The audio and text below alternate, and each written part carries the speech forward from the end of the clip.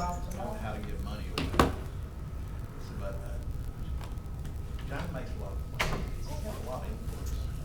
Really. Probably more than anyone else. More than I know.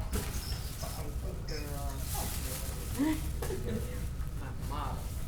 Oh, do you see the other one? What, the puppy? Wait, I said you see the other one? She said the puppy.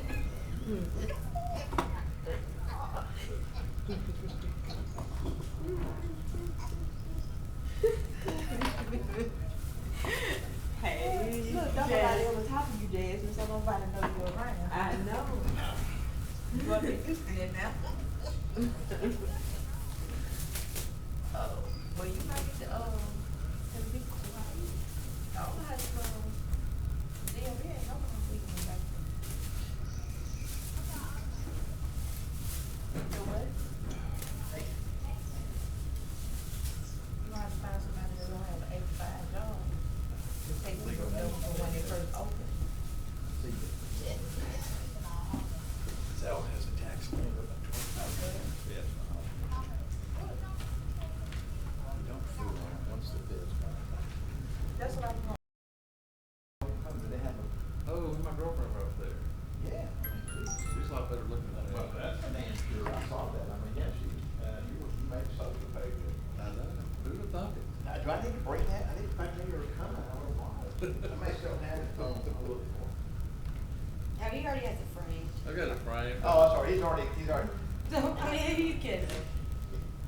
He sent flowers to Maggie to get it in. There we go, yeah. I mean, let's get down to it. Yeah. It wasn't just flowers. Oh, okay. But you just moved the camera over a little bit better. Oh, I She know. was attractive, I'll tell you. Yeah, she's a good people.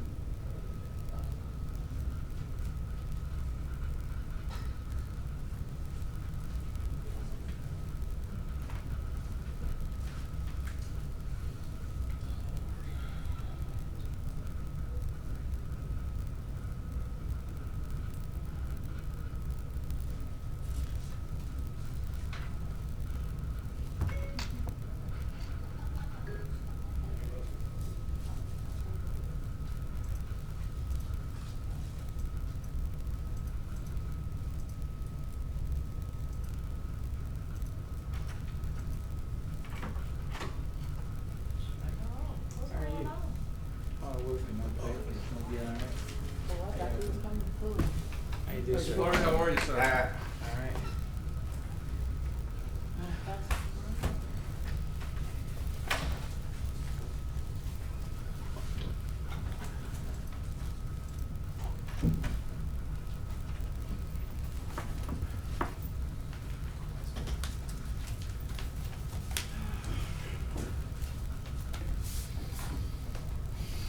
Is Jimmy here? Oh, no, she not here. That's the best I can say most days too. Hey, River. How are you? Hey, man. How you doing? Good to see you. Hey, Jimmy. Well. How's your day going? Oh, it's been busy. Busy. Which is good. I like it.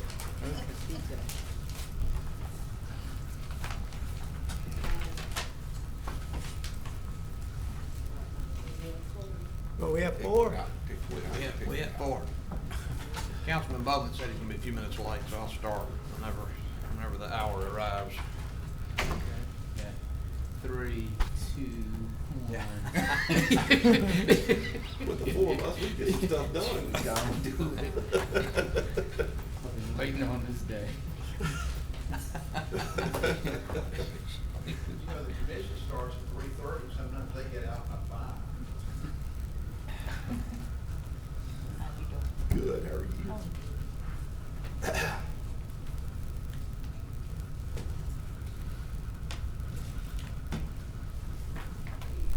you very much.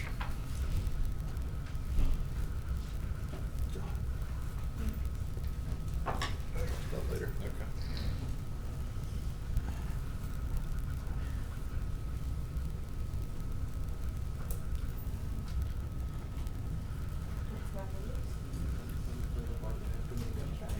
Yeah, we don't. I don't have it in front of you.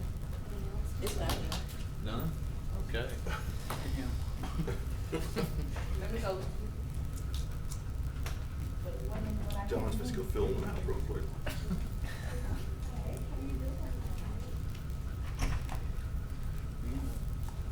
Since the last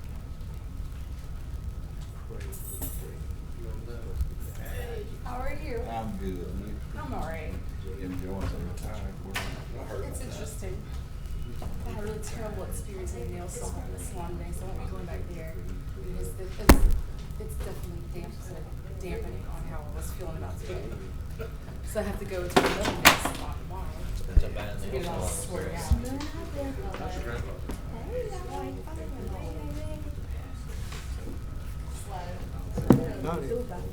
You weren't that popular today. Oh, fingers crossed. No complaints here. Yeah, you're lucky. I might have to gather up a filibuster first either. I'll do it. Yeah. And then I'm gonna leave you here with it and go get a snow cone. While you have to endure the whole thing by yourself. I haven't tried it yet, but I used to play with the metal detectors at the VA's office just to kind of see. I'm so bad. They took a while. They kept going. And now that I have an additional 5 screws, so that's I'm also kind of bummed out that I didn't save this for Wednesday for the distillery having their groundbreaking. This would have been perfect for that. But I was in a hurry because the nail salon went so slow and I had to just sprint. like, y'all just take it. 'Cause I can't do So I'll this. have to find another cute dress for Wednesday. I know. It's a hard life out here. Big decisions to make. Is this thing on? Hello, hello? Hey, Facebook.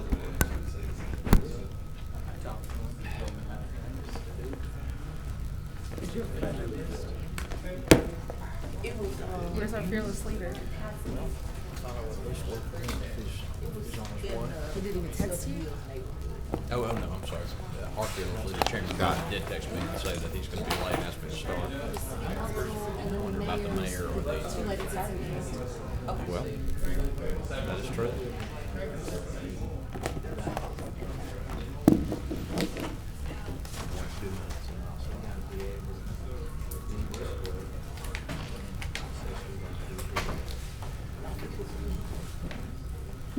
Oh, I've given you since after the conference.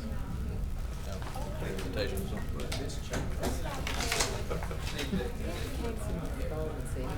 Yes, I'm shooting.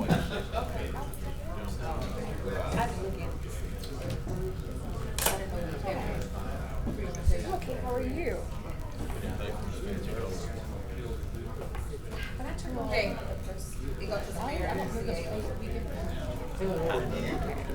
it. You survived. Yeah, here I am. I didn't break anything. That's right. Hey, I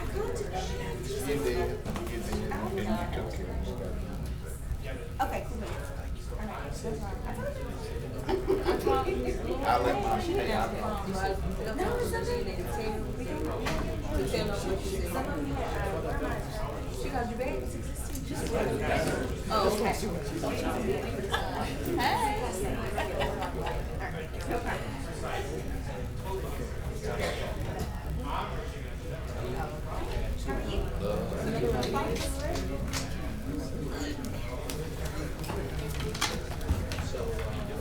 It needs to be a little late, so I'm gonna start as soon as we're ready. How are you there? I'm retired from the library. That's good.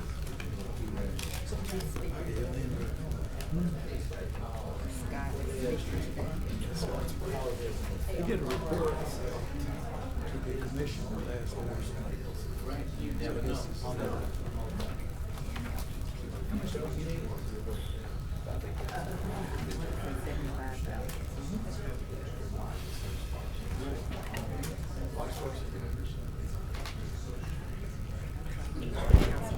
You ready?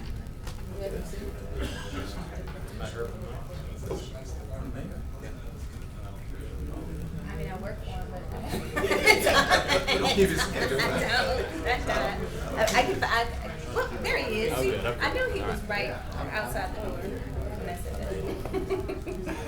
too big a cause, you know, I can make it happen. I'm good, sir. You? I'm good. I got to warn you. How you doing? You and I got to go to lunch. You go to Brad. You go to Brad.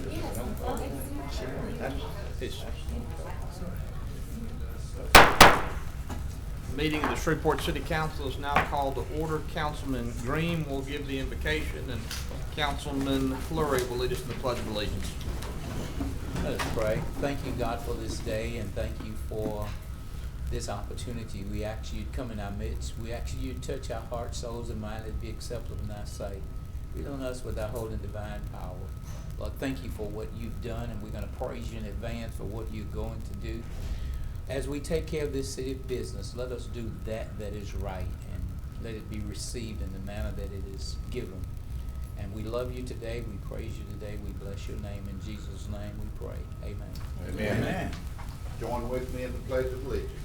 I pledge allegiance to the flag of the United States of America and to the republic for which it stands, one nation, under God, indivisible, with liberty and justice for all.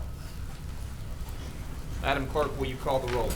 Councilman Bradford. Present. Councilwoman Fuller. Present. Councilman Nicholson. Present. Councilman Butcher. Here. Councilman Fleury. Here. Councilman Green. Here. And Councilman Bowman. Tomorrow, the chair will entertain a motion to approve the minutes of the Administrative Conference of June 10th, 2019, and the City Council meeting of June 11th. Does any council member have any awards, recognitions, or distinguished guests? Mr. Chairman. Yes, I'd Councilman. like to be recognized. At this time, I'd like to ask Mr. Scott Martinez to come forward as my guest to give us a report. Thank you so much, Councilman Fleury. Thank you, Mayor Perkins, and thank you for City Council members for having me this afternoon. As y'all know, I'm Scott Martinez, President of the North Louisiana Economic Partnership. We're a regional economic development group with offices in Shreveport, here in downtown, and Regents Tower. We also have an office in Monroe. The City of Shreveport has been an investor in the North Louisiana Economic Partnership since its inception 9 years ago. And as part of that, I want to come before you and give you a report of our year-to-date activities, specifically in the City of Shreveport. If you look, we've had one win year-to-date in the city, that being Super ATV, which is locating in a new, an existing facility that they spent $4 million renovating. They'll eventually hire 75 people at that location. We started work on that project back in October. We'll have a grand opening with them in late July. We anticipate Governor Edwards coming for that event. It's this company's first expansion outside of Indiana. This company makes accessories for side-by-sides and ATVs, and they are really bullish on the Shreveport market. As I mentioned, this is their first location outside of the state of Indiana. A lot of their business to date has been mail order. This location will actually have a retail space in it and will allow customers to bring their product and get retrofitted with the products that Super ATV sells. I also want to bring into your attention this, we're constantly doing economic development projects. If you're to go back and look at the three things that NLEP does as outlined by our strategic plan, they're economic development, obviously. That's our core thing, that everything we want to culminate in. Secondly, it's workforce, and then lastly, we're involved in advocacy. So if you look specifically at the City of Shreveport and adjoining sites of the City of Shreveport, to date, we've had 32 properties that we've submitted for projects that are considering Shreveport and Caddo Parish as a location. So they're in various stages of in our process. Some we've lost, but if you'll notice something, 63% of the leads that we do in our business development program, we generate. We do that by traveling outside the market and being engaged in groups like the Industrial Asset Management Council, which is basically the Fortune 500 department, the real estate departments of Fortune 500 companies. And we do trips to Dallas and other markets to make sure that we're touting the advantage of Shreveport and North Louisiana as a profitable place to do business. So far this year, we have gone to South Carolina and visited with site consultants in Greenville, South Carolina. We also attended the helicopter trade show with our friends at Metro Aviation to look at their suppliers and some of the things that they're engaged with.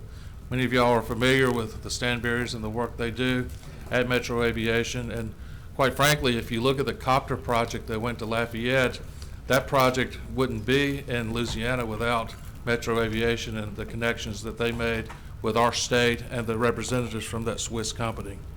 We also went to Dallas to a regional event that the Industrial Asset Management Council, the group I referenced earlier, had their regional event. And we also went to Santa Barbara to their main annual conference. And that's been a very valuable group for us to be involved with. One of the connections that we have is with KCS Railroad, and we're currently working a project here in Shreveport with KCS. But we wouldn't have the level of relationships that we have with that organization if it wasn't for us. One of the things that we're involved with is site certification. If you look in our community, we've certified 819 acres for industrial sites here in our community. And that's a process that LED has where we basically work with them, work with engineers, and basically validate a site as far as, the phase 1 environmentals, the utilities, and make sure that site is as shovel ready as they can be. We're also working on certifying a site at Highway 1 and Leonard Road. So we're active in the business attraction piece as well as business retention. If you look at year to date, we've already visited 12 companies in Shreveport. That represents over 2,200 employees. If you look at their hiring trend, they all reported that their hiring was stable and their outlook was positive. Some of the assists that we've done with companies in Shreveport related to incentives, we do a lot of research if they're looking for data, whether it's packaging a new loan or if they need workforce information. We provide all of that information to them. And we also coordinate a group called Tech by 20. We do monthly networking events at Red River Brewing here in Shreveport. And we'll also have an event here in Shreveport that the city of Shreveport's a partner with on November 13th to look at IT along the I-20 corridor. And Governor Edwards, as well as LED, will partner with us on that event as well. ACT Work Keys, we've been involved in that. If you look at Caddo Parish, we've got 179 employees that are supporting this initiative with over 1,600 workers. That's our goal. We've actually surpassed that, over 4,100 certificates that have been earned. And that was really a response to some of the feedback we got from site consultants and prospective companies looking at our community. When you look at our metrics related to educational attainment and high school graduation, quite frankly, they don't benchmark well against some of our competitor communities. This gives us a credible metric where we can validate our workforce. So we've received a lot of external support from the AEP Foundation, from the Community Foundation of North Louisiana, and really have gotten that off the ground. We'll do Manufacturing Week again in September and October. That's an event that we do with the Manufacturing Managers Council of North Louisiana. We have over 1,600 kids that do tours of manufacturers in the region. And the whole goal of that is to expose kids to careers outside of the typical four-year college pathway. We know that all children that graduate high school aren't going to a four-year university. We want to make sure they have a pathway where they can get a skill set and get exposed to manufacturing as a way for them to make a living for themselves and their family. And lastly, we were very involved in the legislative session. We worked on the statewide rules for Lyft and Uber and the ride sharing. And we also did a lot of work behind the scenes on the I-49 intercity connector with Representative Bagley and Senator Peacock in particular. We started working with them May 24th before that project was public behind the scenes to make sure we were doing what we could to gel our legislative delegation around that initiative and get those funds to North Louisiana. Apologize for being a little lengthy. I welcome any questions that y'all may have, and I'm always available for your input, suggestions, and anything I can do to help you and help the city of Shreveport become more prosperous. I certainly want to be a good partner for you. Thank you, Mr. Martinez, very much. Before you step away, I have had the opportunity to work beside Mr. Martinez over the last couple of months, and I will say I have learned a great deal. NLEP puts in a lot of work for our area, and I've been astounded at how competent his staff is, the initiatives that they're pursuing on behalf of our community. So thanks, Scott, for all the hard work you put in for the city of Shreveport. Yeah, thanks. Thank you, Mayor, and thank you for your partnership and friendship. Hold on just a minute, Scott. I think Yes. You on the board for this issue, Councilman? Well, I wanted to make a remark, but I yield to the Councilman Fleury, he bought the gentleman. Thank you, Councilman Brown. Scott, I want to thank you for what all you do also, and I wouldn't be a very good host if I didn't acknowledge Ms. Posada, who does so much in this city and volunteering, and we want to welcome you as well today. I'm very fortunate to work with a good team. Yes. Ms. Good Posada is a superstar on our team. Yeah, thank you, Scott, and I appreciate the report, the information that you gave. I've been meaning to come by and visit with you. We had said a couple of times, but we just couldn't get those to jail. I was going to ask you then, and I'm asking you now. Yes, sir.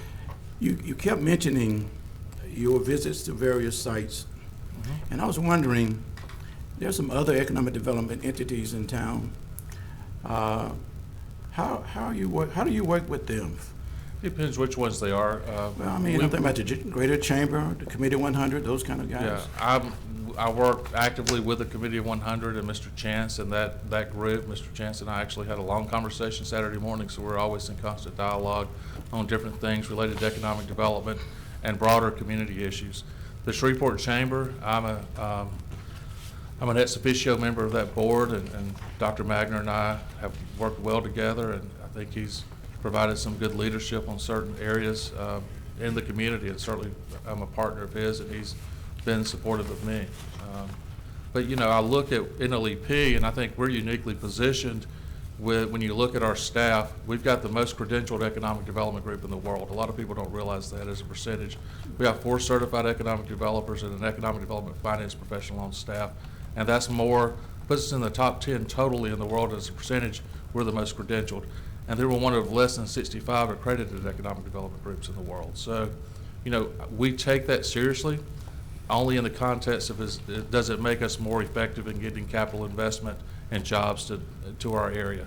So we work well with anyone that's a willing partner with us, and we certainly, you know, whether it's Mr. Fell here with the city or whoever, we want to make sure we're partnering and we don't duplicate each other. You know, if you look at our funding, Councilman Bradford, 55% of our funding comes from the private sector.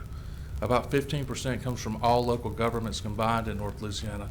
So I contend that we're able to leverage private dollars with public dollars and really provide an effective strategy that's not duplicative with other groups. Good. And again, I appreciate that. You have broader resources than some of our inner city groups, certainly. And I'm going to make a statement. I have another question, but I'm very concerned, and I'm going to address it with them personally in a sense that I don't see the aggressive approach from some of these other entities that I see from, EB, and that concerns me. Now, like you, I was excited when Representative Bagley had the foresight to amend some of the offshore money settlement to the I-49 inner city project. How do you see us getting additional funding, especially from government, federal? That's a great question, Councilman Bradford. I think that really gives us some leverage as far as drawing down federal dollars. You know, not only the things that are statutory, if you will, with what the matches are with federal resources, but I think you could see some other federal funding. But having $100 million on a $440 to $460 million project, having that on the front end that's already encumbered, if you will, for that specific project, I think that gives great leverage and really provides some motivation for the federal government to partner in this. That now that there's so much skin in the game being put by Louisiana through this funding mechanism that Representatives Bagley and Senator Peacock and many others were very instrumental in. Yeah, good. And But I think if you look, holistically and look at how we can be more successful as a region and more myopically as the city of Shreveport, I think it begins with product. We've got to have sites where when companies are interested in Shreveport, where we can put them, and we can put them there at a price that has some flexibility. I think we've got to continue to work on our workforce and do things like ACT work keys that validates the workforce that we have. And we really play to our advantages rather than trying to be something perhaps that we're not, or that perhaps we'll evolve into in 10 years. You know, I believe in long-term goals, but we've got to be pragmatic that there's people here that need work today, and we need to try to address those things as well. And your statement, I appreciate when you said, let's be who we are and not pretend to be who we are not. So, and I know you've been very supportive, but there are some voices opposing this project.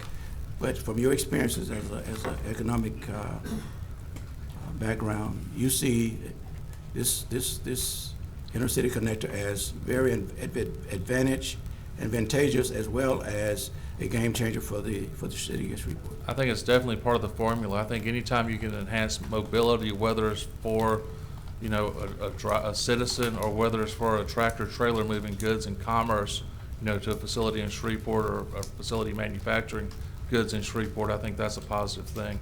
Anytime you can enhance that mobility and make it more efficient. Great. Thank you, Mr. Martinez. Thank you.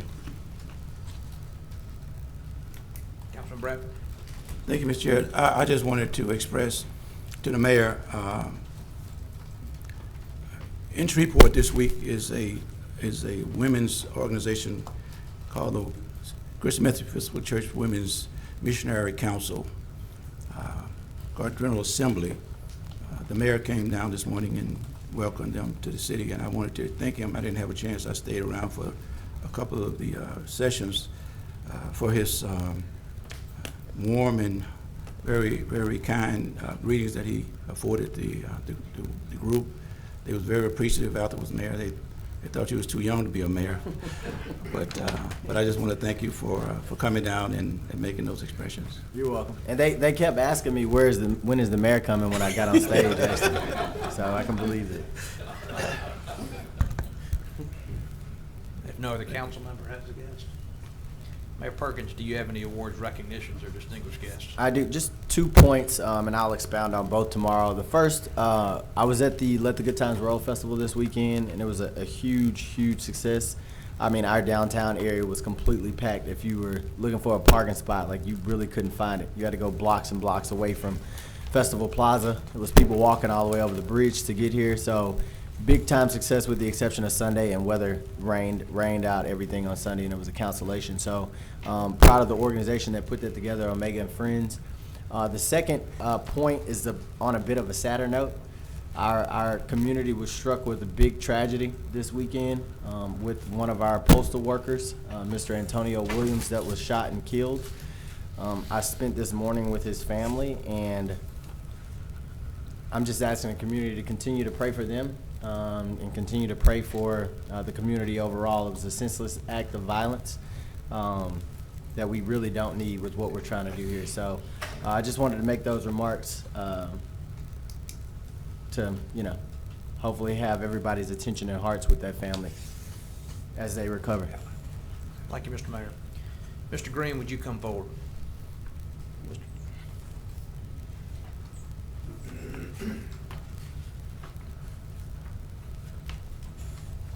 Does any member have concerns for Mr. Green? Mr. Chairman, thank you. I did wanted to follow up. Did you ever communicate with the gentleman with the issue on Jack Quill? Oh, yeah, we're done with that. I I'm left sorry? you a message and sent you an email. Okay, so he agreed to the Mhm. okay. We're done. Okay, good. All right, thank you. Mhm. Mr. Green, I'll just mention an email that I sent to you and to the mayor this morning concerning an article I received from a citizen about how Mobile, Alabama has dealt with blight. Right. I know that you're going to read that, and we can talk about some of the good ideas in that article. One that appealed to me in particular was the idea of having a real-time updated blight map, giving citizens a way to provide information so that we can keep track of our blighted properties. You may already have something like that. Nope. You do not? Okay, well, good. Well, then, thank you to Mr. Herschel Richard who sent that to me. Maybe we'll have a blight map as a consequence of that. Yeah. Councilman Nicholson, there was a proposal by our Chief Technology Officer on a software called, wait, where is he? Oh, there he goes. What's the software called that we can use to do that? Yeah, building blocks, where we want every department to pretty much have a map that citizens can tap into and add input exactly like what you're talking about and what the article pointed out with the blighted area. So that'll be on our budget likely at the end of this year. If Mobile can do it, we can do it, right? I agree. Vice Chair, one Lady. of the mayor's professors at Harvard Law actually wrote a book that addresses quite a few things like that. I think he might have actually referred to it in his Wired article. I did not have the opportunity to take a class from that professor. But thank you. Mr. Chair. Councilman Green. Mr. Green, on the corner of Tinker and Singletary, they I got a call today about the grass being very tall. And thank you for taking care of Ms. Fuller. They was happy about that on Waters Place. Thank you. You're welcome. Mr. Chair. Councilman Butcher. So, Mr. Green, you and I have been talking about this issue in LRB Estates. We getting closer to getting that lot taken care of. I know we talked Friday and hopefully had a contractor interested in doing it. He did get started on it this weekend. Okay, good. On the front. Okay. We'll go back. He says he's got big tires, so he should be able to make it across the back lot. And he says what he'll do is he'll back up to the gate so that he can offload his equipment into the lot. Okay. And he won't have to worry about tearing up anything. Good. Thank you. I appreciate your help on this. Mr. Chair, one Yeah, Count. minute. Mr. Green, of course, this is not in my district, but some of my parishioners said to me yesterday about they live over by the golf course that's off of Lakeshore? Pine Country Grove. Club? Yeah, Country Club. we And do they have said it that there. the grass was very tall. Gotcha. Yes, sir. Thank you. Thank you, sir. I'll be emailing you, Mr. Green. I've got a whole list. Say again? I'll be emailing you. Okay. All right. Mr. Clark, will you have a master plan committee report tomorrow? Okay, he will. Have we received a budget to actual financial report by email? Yes. Ms. Jones, will there be any legislation to be added tomorrow? None that we're aware of. We have the following request to speak. Mr. Ron Leppo.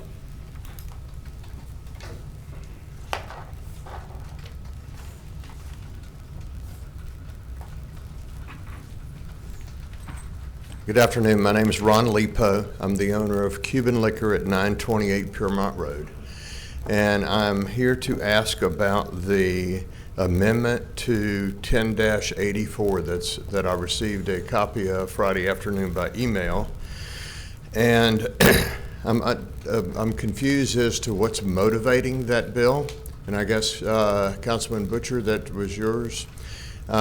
It would, I'm opposed to it. It would damage my business. It would disallow the ability for me to sell wines by the glass in my store. It would disallow wine dinners in my store. And I've done those over the years where I've there for charities, for example. I'll have a dinner in there on the location.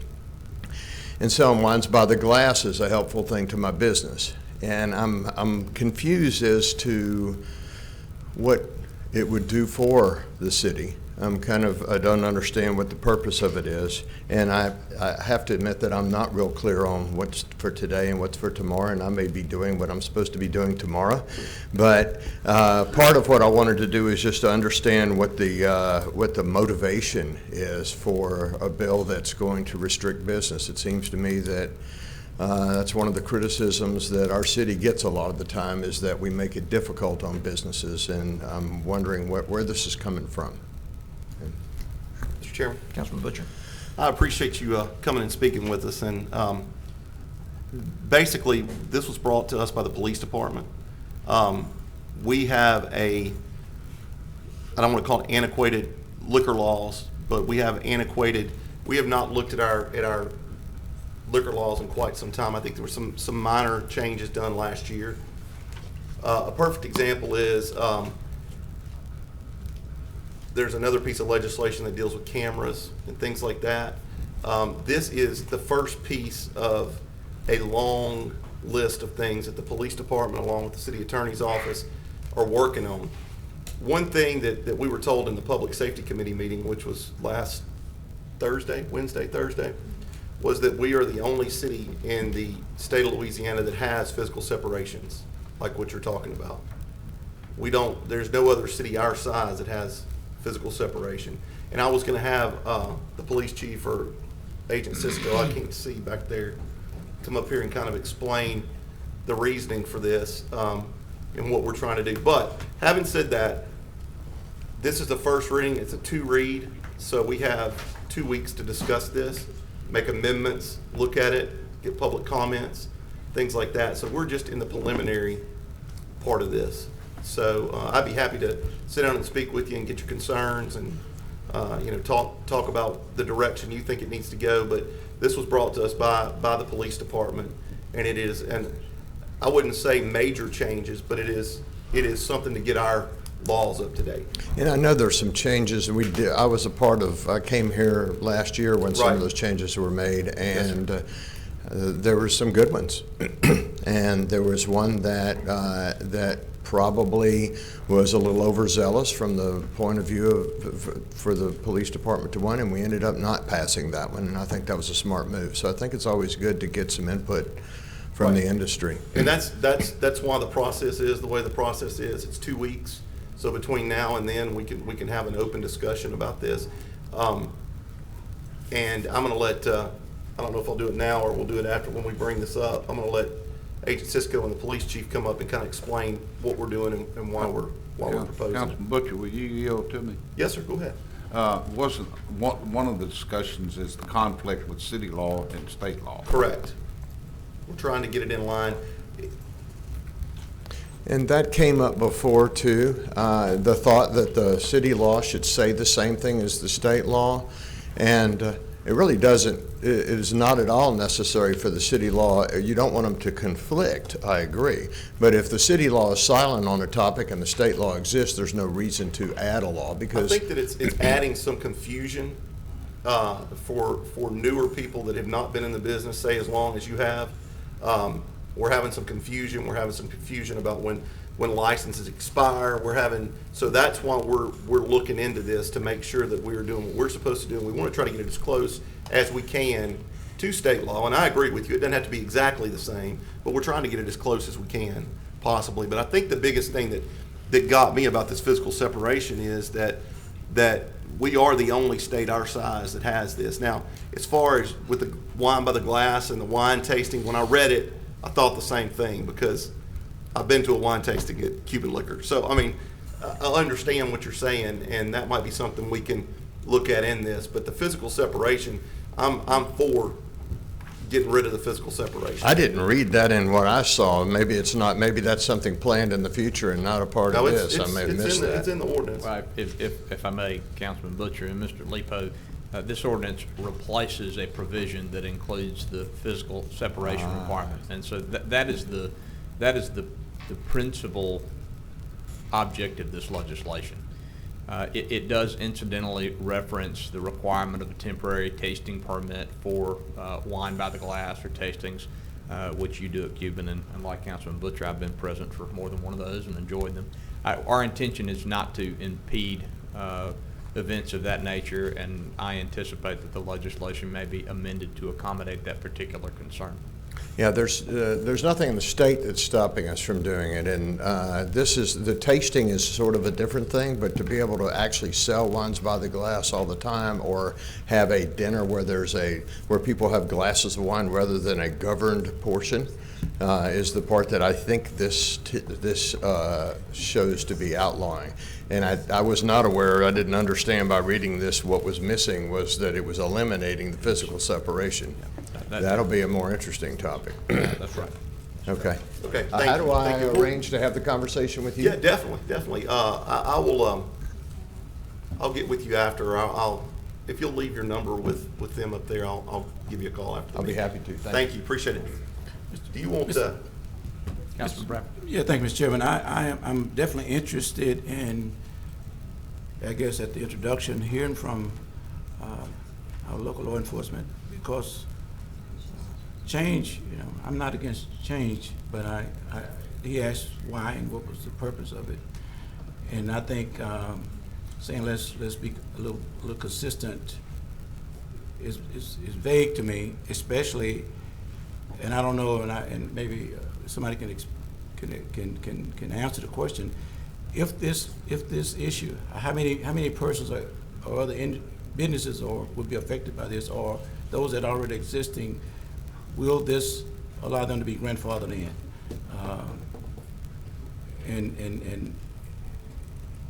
And allowing them to operate as they have been. Now, Chief, we was on public comments. I think there are others. Can you wait until we introduce this and then we can discuss it? Certainly, we can. Okay. All right. I have no further requests to speak.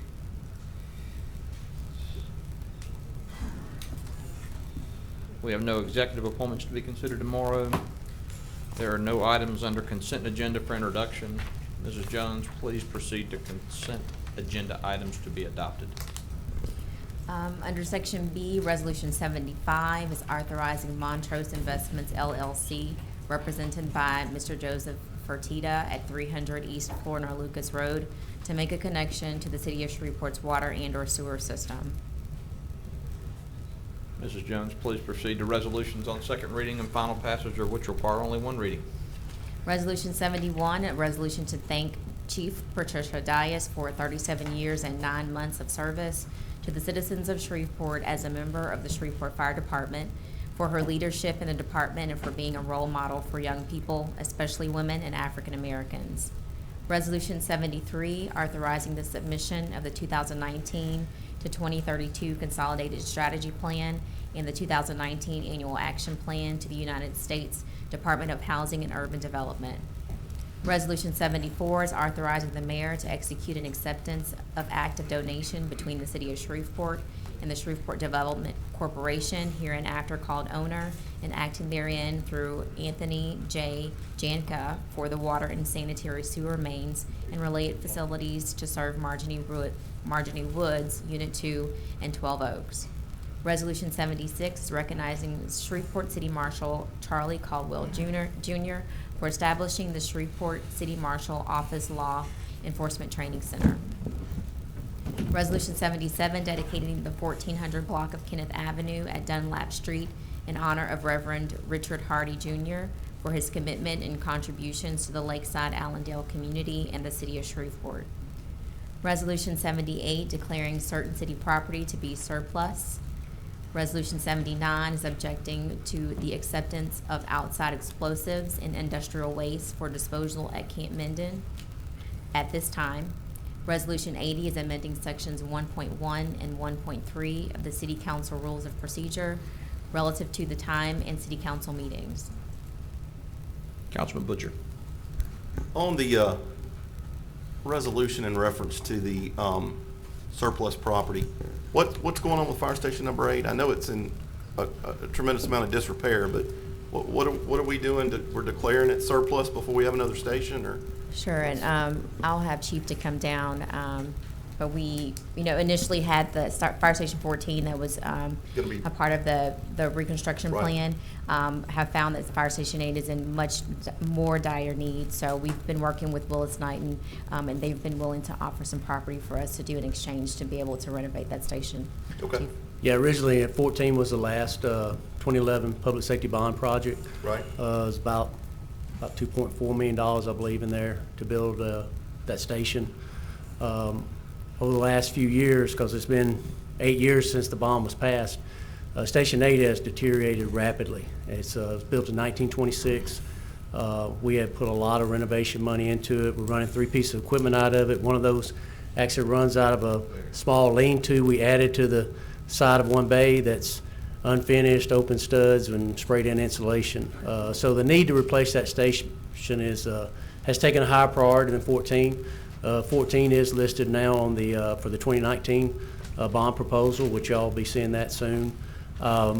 We have worked with some land acquisition. We feel very confident that that's about to be all complete. So I think you'll see some type of announcement about that coming pretty soon. And so this is the first step in making sure that the legislation's changed, that's going to be a That bond price is going to be for Station 8 instead of 14. Is the location going to be similar to where It's where a it is stone's now? throw away. Okay. Okay. Yes, sir. Good. I'm glad to see us moving on that. Yes, because- it's, won't affect any of the response area at all. Still a mile and a half PAO plan. Good. I've gotten several calls about that station and pictures, and it's time for us to move on it, so I'm glad to see. Oh, yes, sir. We're trying to go as fast as we can on it. Okay, good. Yes, sir. Thank you, Chief. I appreciate it. Chief, Yes, sir. where is 8 at? 8 is located at Fairgrounds. It's on Velva Street, right there at Velva and Pershing. Thank you. Yes, sir. Councilman Bradford. Thank you, Mr. Chairman. That's for you, Chief. Mr. Chairman, let me ask you regarding 80, rule change for the council. Can you sort of give me your rationale on wanting this change? Yes, Councilman, I appreciate the question. I have received, as many of us have, I think, over the past 6 months, expressions of concern that the time of the city council meeting is not convenient to members of the public who work and who have other obligations in the middle of the afternoon. I put this on the agenda because I would like us to have a discussion about the time of our meetings. That is something that is, as most things are around here, at the pleasure of the council. I'm not committed to a start time of 4:30, but I do think we ought to at least talk about the possibility of moving our meetings to a later time to accommodate citizens who would like to participate. The Caddo Commission meets at 3:30. The school board, I believe, meets at 4:30, and you know, from my personal perspective, once I show up at City Hall on the afternoon of council meeting, I'm here for the duration, and so it's of no consequence to me how late we're here. So that's my thinking on that, Councilman. Thank you very much, and I want you to know that again, I value always your approach to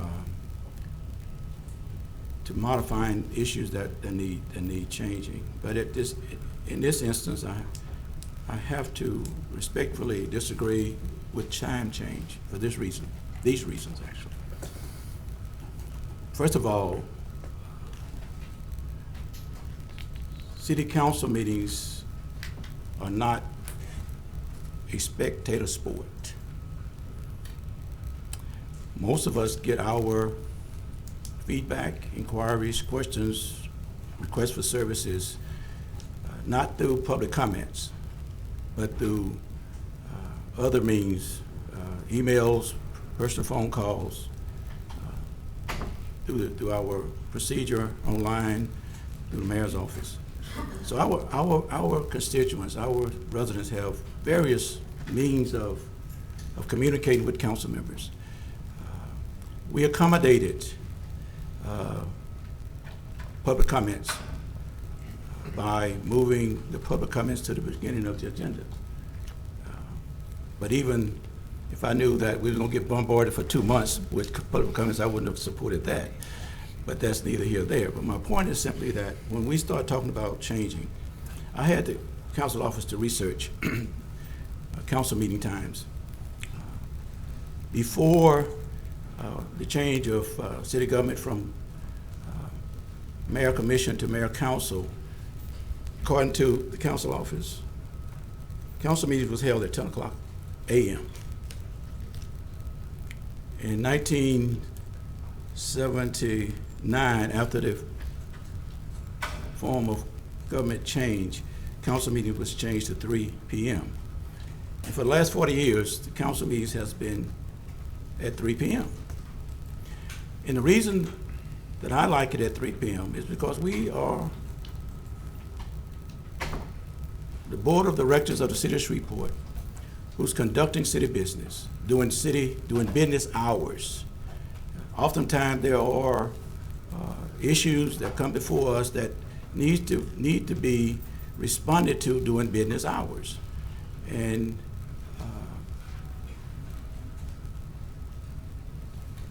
starting at a later time, I think will be a disadvantage for this body. Not to even mention the costs that it may incur. Overtime for our staff, overtime for the persons that secure this building. In addition to our personal responsibilities. Oftentimes I don't sit around till 3 o'clock to wait on the council meeting. I have a day job. And oftentimes I would leave my job, come to work, then I go back and finish my day. And to change to say I'm gonna come at 4:30 and then go back, that would prolong my day, only to accommodate public comments or people who want to observe the council meetings. When they have the opportunity to go online, we're streaming. There's several different avenues in which if people want to see what we're doing, they can see. And lastly, Mr. Chairman, I object to the change because I think, and not comparing ourselves with other bodies, I think when we do have serious issues like this gentleman who's here today, everybody who have, in my tenure, and I was a frequent visitor of city council meetings prior to me being elected to the council. Whenever there was an issue that I wanted to address, I found my way to the council meeting. It's not for everybody. If you have an issue, if any citizens have an issue on items on the agenda, they need to express their concern about what we're about to legislate, they have that opportunity to come and express that. But they don't come every meeting because they don't have an issue every meeting. So I'm just saying that there are various ways in which our citizens can engage us, and we can address and respond to those issues, I think, in a very appropriate and timely way. But to say we want them here to just observe us as though we're a football game, I don't think that's the right reason to want to go that way. Thank you, Mr. Chairman. Thank you, Councilman. I do think many of your points are well put. I think the conversation is worth having, but I will be pleased to have our meetings at 3 o'clock or whatever other time the majority of the body prefers. Councilman Green. Yes, Mr. Chair, I would just like to say that for us, if there's a amendment or whatever to amend this section, for us to stay here because we are elected, for us to stay here, and if citizens wanted to come and talk to us, I would agree to that. But at this point in time, we don't have the money to pay our staff or mayor's staff or the rest of the city employees to start our meeting at 4:30. It would be a great burden on the city for financial, and it also would be a disadvantage to our city employees because they come here every morning. I don't know exactly what time they start, but they start, and I think it would be unfair to them for us to say, okay, I know you get here at 8 o'clock, but now you're going to have to stay until however the citizens finish 9 or 10 o'clock at night. I think it would be very unfair. And of course, the city charter states that we are a legislative body, that our job is to meet here each second and fourth Monday and Tuesdays to deal with legislation, and they picked a great time at 3 o'clock. If we put this out and let the citizens vote on it, I just think any change in the city charter ought to be able to go to the citizens to say, this is what we have. Do you want to have anything different?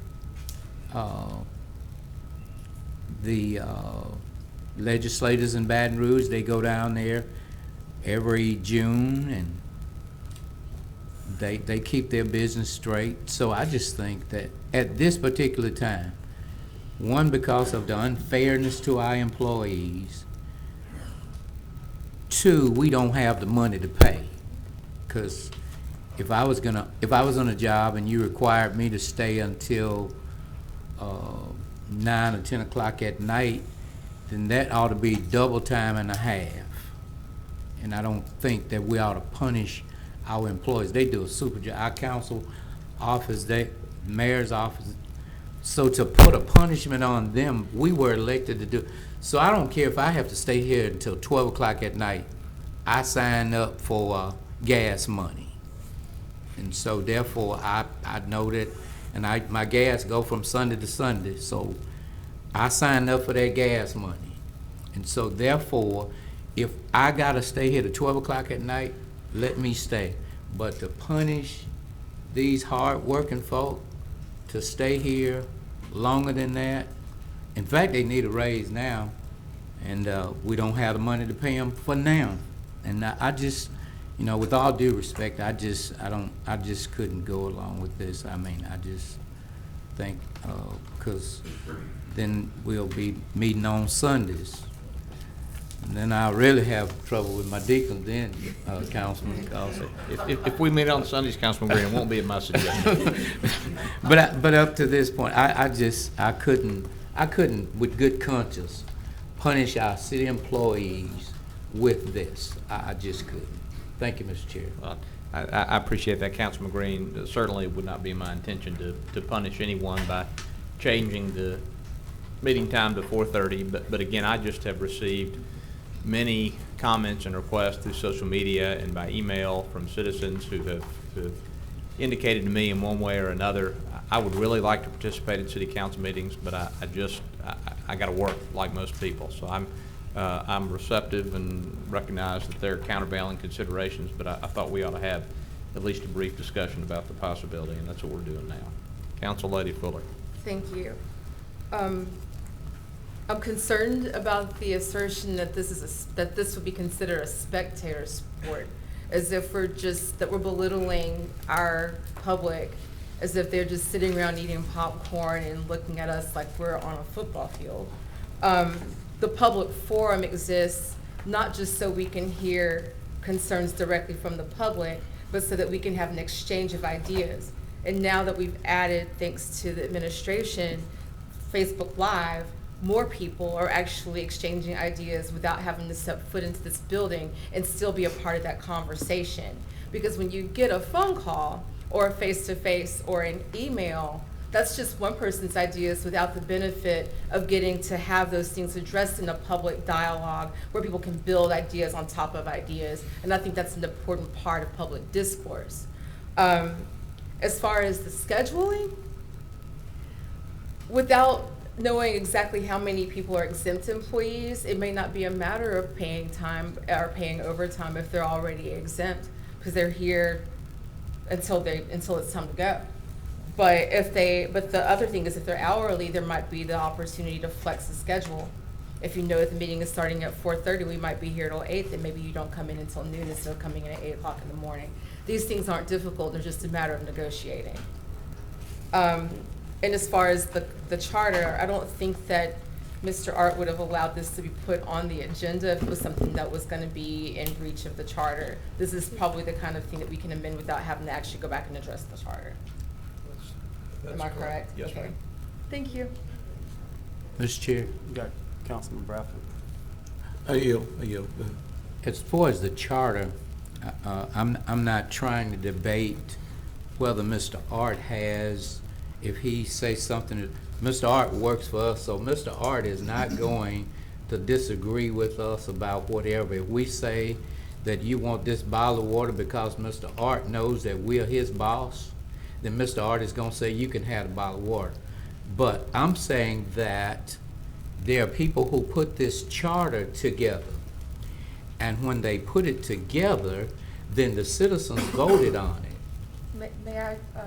After I finish, I didn't interrupt you. Oh, I didn't mean to interrupt. I thought you were more than pausing. My bad. Well, I see I'm old, so therefore my talking and language ain't like y'all young folk.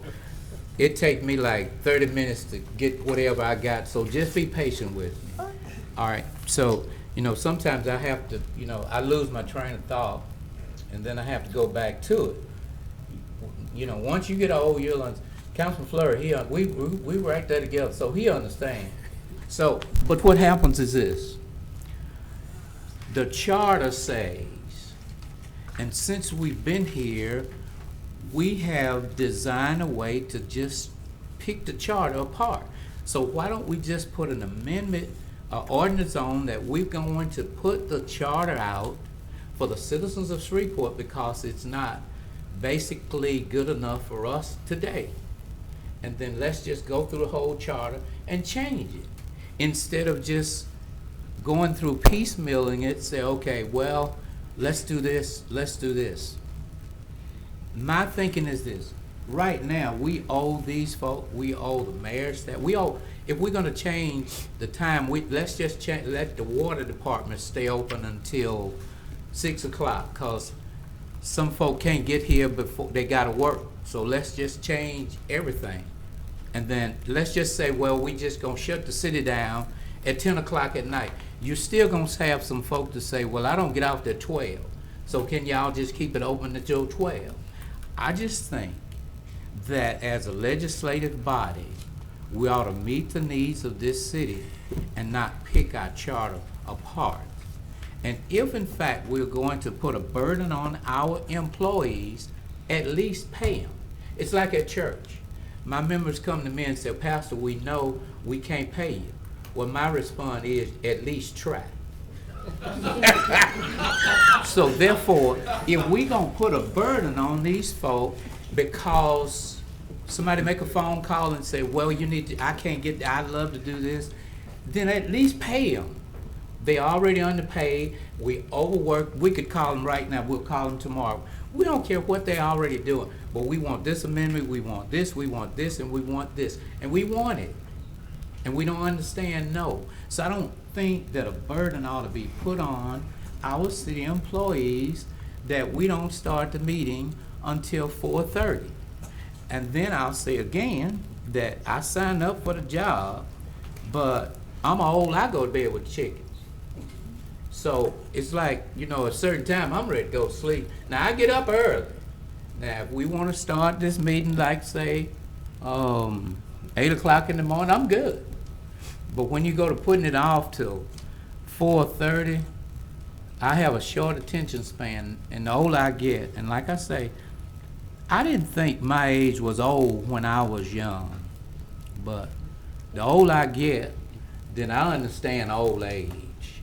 And so I know I sign up, and you gotta have old people in everything, Councilman Fuller, but my way of thinking is this.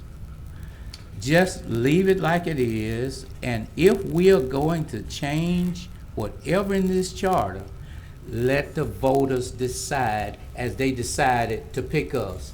They picked a great group up here, and I think if there's something that they want this charter, they would be smart enough to say, let's just change the whole charter. Thank you, Mr. Chair. May I? If Councilman Bradford. Yeah, just do the. I want to first say I was really not trying to interrupt you. I thought you were done. I want you to understand that. Okay. But I'm going to reiterate, this is not a change to the charter, this is just procedural. Because if we were making a change to the charter, it would have to actually go through a much bigger and more extensive process. And then I'll just reiterate that if this was a matter of burdening staff, there are ways to negotiate that to where it's not a financial burden on us. All right, thank you. Mr. Chair. Mr. Thompson, what does the charter say about starting a council meeting? Councilman Green, you know, there's an African proverb that says, when the elephants fight, the grass will suffer. Yes. So why don't you let us give you an opinion on that a little later? We got to call the Attorney General. Okay. Thank you, Mr. Chair. Councilman Bradford.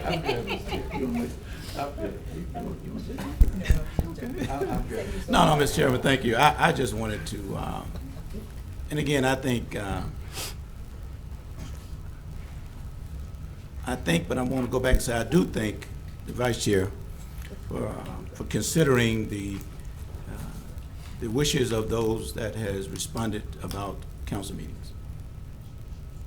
I think we owe it to our citizens on whatever issue that may be brought to us, that we should intelligently discuss it. I think that's reasonable for us to do. I think we have different opinions on how things may happen. I don't think the legislation was out of order. I think we have the ability to do what the vice chair have suggested. But my reasoning, I expressed those, but I want to respond to the general counsel lady when she said that, and it appeared I may have offended somebody when I said that this is not a spectator sport. If I offended anybody, I apologize. I apologize. My reasoning for saying that is that we're not here for people to view us from the audience. We're here to legislate. Okay. And the charter does afford those citizens or those persons who have a concern about legislation, the charter affords them to come forward to express those concerns and for us to give it our high consideration. Like the gentleman who just spoke earlier. It's not a privilege for public comments. Okay. Public comments is something that we afford. Okay. The privilege is to speak on items that are to be discussed and legislated. So for the last 2 months that we have had a council of people that came up to express things that we have no ability to even address. We had no ability to talk about the coroner or the parish DA or the things that suggested. Okay, that was just an opportunity for us to let people come in and say whatever they want to say to this body. But the privilege is to let those who see legislation that may affect them or their business or their community to come and make those expressions known. I just said we are not here. I've been to enough council meetings over the last 40 years, and I'm not a stranger to the city council. That I've been here when there's only 4 people in the audience, and legislation was taken care of at the same level when there are 50 people in the audience, because it's the responsibility of this elected body to legislate ordinances, amendments, and laws that affect this city. And we don't need an audience to see us do that. We welcome input, but to accommodate an audience at 4:30, I'd say, is my reasoning, rationale for not saying, why would we change something when you know, there's an old saying if it ain't fixed, don't broke. If it ain't broke, don't fix it. I don't think it's broke, Mr. Chairman. Thank you. All right. Councilman Nicholson.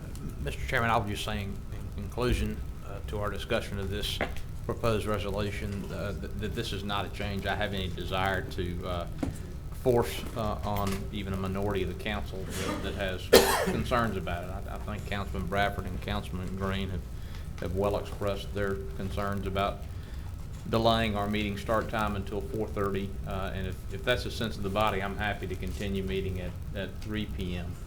But I do want us to recognize that is something over which we have control, and that if at any point in the future we decide that the benefits of a later meeting would outweigh some of the costs that have been discussed, that's a change that we can make.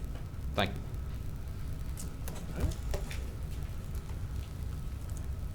You have something, Councilman Fleury? Nope. I forgot, where we left off there? Still on number 80? Right, introduction of resolutions not to be adopted prior to July 9. Okay, Ms. Jones? Resolution 81, authorizing the mayor to enter into a cooperative endeavor agreement between the city of Shreveport and participating high schools through their governing bodies relative to the Battle on the Border 2019 high school football showcase and the use of city personnel, property, and equipment. Resolution 82, authorizing the mayor to execute an intergovernmental agreement with the Caddo Parish Sheriff's Office to jointly purchase, own, and maintain the public safety logging recorder system. All right. Mr. Chairman? Councilman Bradford? Mayor, can you give us a little background on this? On which? 82? On 82, is this, are you talking about number 82? I'm sorry? No, I'm Are talking you- about I thought it was on 81. purchasing the safety device, That's with the 911 system. That's the part. 911 systems. part of it. Yeah, that's 82. Okay. Yeah, we are, and I can have Chief come up and give you details about it. Well, he's got to come back for the other thing. We'll wait, but. Okay. Okay. You want him to just I do didn't- both when he comes back up? I'm sorry? You want him to do both when he comes Yeah, back up? he can do them at the same time. Okay. Okay. I just have a question, but we'll do it at the same time. We'll do it later.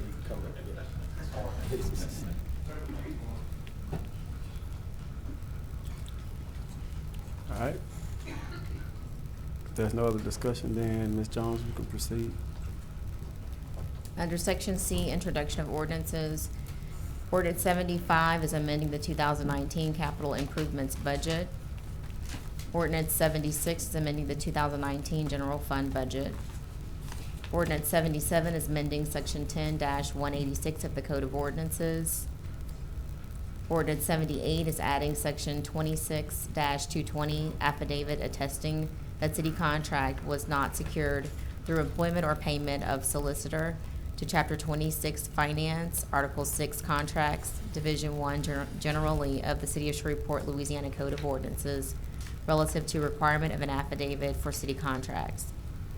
Ordinance 79, authorizing the mayor to execute a lease agreement with United States Department of the Interior, Fish and Wildlife Services to manage, operate, and use of C. Bickham-Dixon Park. Ordinance 80 is amending Section 10-84 of Chapter 10 of the Code of Ordinances relative to physical separation of high alcohol content liquor for consumption off the premises. Ordinance 81 is amending various articles and sections of the City of Shreveport, Louisiana Unified Development Code. Ordinance 82 is zoning C-24-19, an ordinance to amend the official zoning map of the City of Shreveport Unified Development Code by rezoning property located at the southwest corner of East 70th Street and East Burt Coons Industrial Loop, Shreveport, Caddo Parish, Louisiana, from R17 Single Family Residential District to C2 Corridor Commercial District. All right, Councilman Butcher. I have two questions. The first one would be about the Bickham-Dixon Park. Is this a renewal? Didn't they already have something that, are we going to lease the whole park to them? Yes, we're handing over the park to them, to the Wildlife and Fishery, who have a lot more resources to maintain it than we do. Okay. So it's a really good thing for the city, for better maintenance, and for our budget as well. Good, good. I mean, it's not really utilized right now anyway due to the water situation. I guess the river changing it's underwater right now, I think. So that's good. I just wanted If you want to know more of the terms, we can have Shelley come up and speak about the terms of the agreement. I'm good. I think we need to do something with it. I'm good. Okay. Second thing, Mr. Chairman, ordinance number 80. I would like to have the chief and Agent Cisco come up and kind of give us an idea. We did meet on this in the Public Safety Committee meeting last week and discuss this. This is something that I believe the prior administration was working on with the city attorney's office to update some of these liquor laws or liquor ordinances. This one is particularly mine pertains to the physical separation, which, if we're the only city in the state that has that, you can go across the river and buy liquor inside of Walmart or Brookshire's or anything like that. I think the biggest thing that people need to understand is the ordinance does say that they must have 1,000 square feet of space, and they can also not sell gasoline or diesel or anything like that. So you won't see it in a Circle K or a Chevron or something like that. It's mainly for stores that have groceries or things like that. So Chief, would you mind coming up? And I think the gentleman from Cuban left, but I still would like for you to be on the record about what we're doing. Afternoon. And we're going to just discuss physical separation at this moment. Do you want to talk about both? Chief, if you'd address both, I would appreciate it. I'm going to ask Agent Cisco Agent Cisco works in the ABO office and is much more knowledgeable about what is currently on the books as well as what we're proposing. I'm going to ask him to just talk about both of it, and I think that'll clear up some of the conversation we've had already. All right, so in the past, we've had, for you to sell high-content alcohol, that's anything over 6%. In 2019, there's actually beers that are over 6%. So state law still goes by high content, low content, which is broken down by the percentage of alcohol, which is 6%. So in the past, if you think about Walmart, Kroger's, Super One, if you notice, they have a completely separate entrance where their liquor is being sold. So in the old law, you couldn't have any other business besides just liquor. So if it didn't matter if it was check cashing, if it was a burger shop, you couldn't have high content alcohol in there if you were selling it to go. So what we're trying to do, or what we would like to do, is to take that out. We're the only city in the state of Louisiana that has this law. Like Chief Raymond said, whenever we had the public safety meeting, we didn't want every Circle K or gas station selling high content alcohol. However, we have businesses that are not coming to Shreveport because they're having to either rent another space or build another space, so they're going across the river rather than coming here. So as a matter of fact, I asked if I could use them as an example. Last week, I had to deny a business model that's on Southern Loop, and I give them the choice to either be a liquor store or a meat store, because their business plan was to sell high content alcohol and fresh cuts of meat like at Bergeron's. So you could go in and you could get your wine and you could get your steak, and then you could go home and enjoy yourself. Well, they couldn't do both. They had to choose one or the other. On top of that, in our old ordinance, it didn't have a square footage regulation in there. So people would come in and they would do all this business here, spent a ton of money, and whenever I went out there to inspect them, they didn't have the square footage. So they ended up having to rent another business or rent another suite next door, cut a hole in the wall, and completely refurbish that suite to meet the business model just to be a liquor store. So as of today, they're a liquor store. They can't have meats, cheeses, anything other than just liquor in that store. Excuse me, explain to me why we have certain businesses that are doing other things that liquor stores. Why do those exist This now? law went Because into we do. effect in February of 1994. So anything that's prior to that, some of the businesses may be in violation now, that we've been wanting to get this changed. The previous administration, we tried to get it changed, and all we got was wine.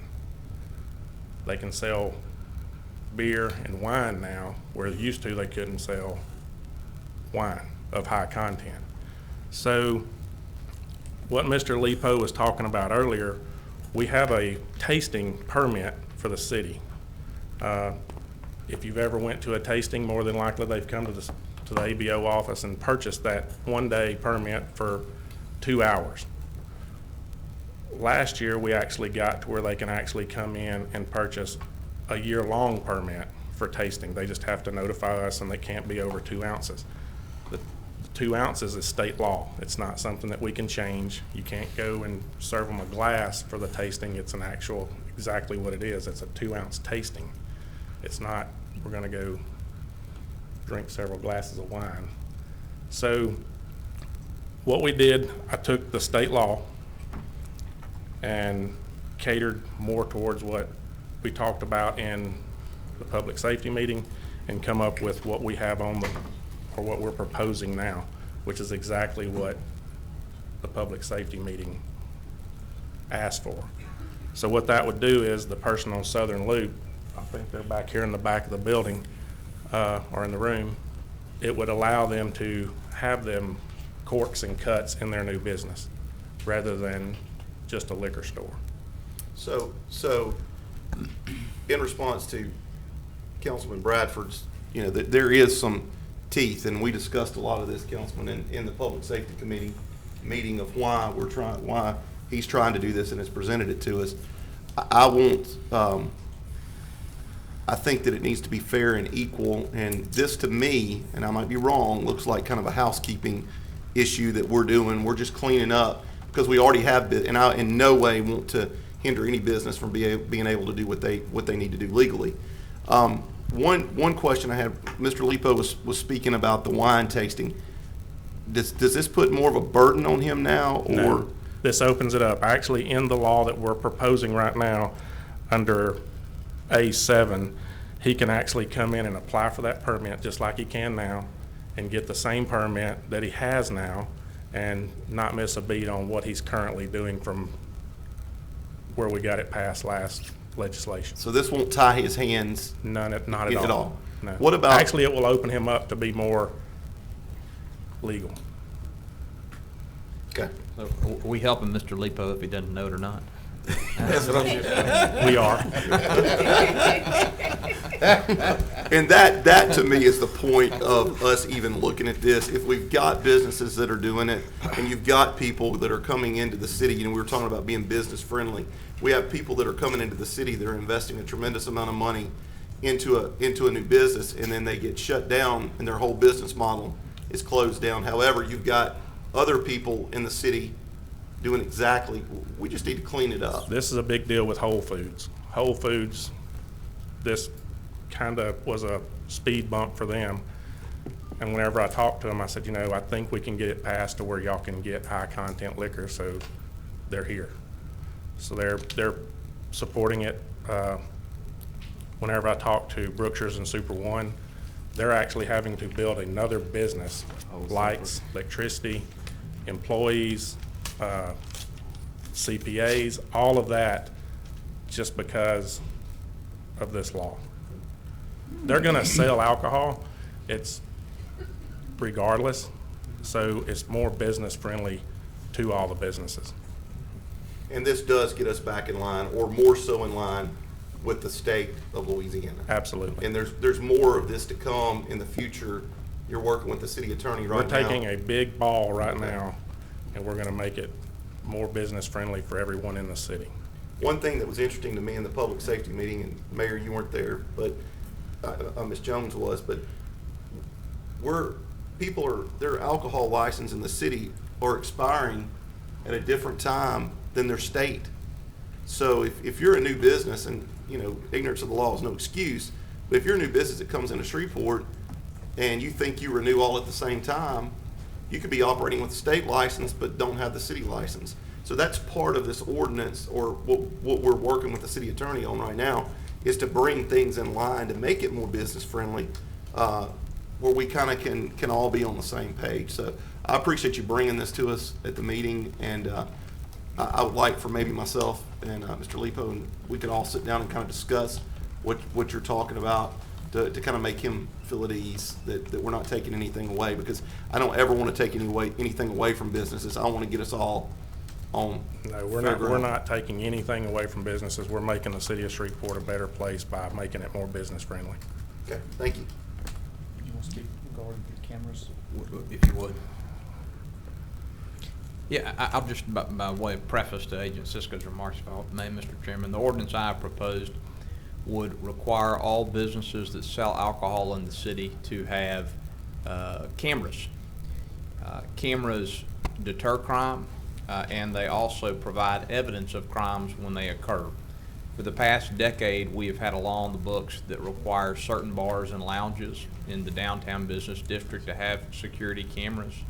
I'm not aware that law has caused any problems for business owners because technology has advanced quite a lot over the past few years. The cost of a security system that provides very good footage that is useful both to business owners and to law enforcement is relatively inexpensive, and this is a change that I think will impose a modest burden on businesses that sell alcohol, but that will provide a very substantial benefit to law enforcement and will help keep our city safer. So with that, Agent, if you could give a little background, I'd appreciate it. So The majority of the businesses in Shreveport now have cameras. That's not anything new. We haven't required them in the past to have cameras. Most of them have cameras now. Now, they may work or they may not, or they may have a passcode or they may not. So, or they may be police friendly and they may not.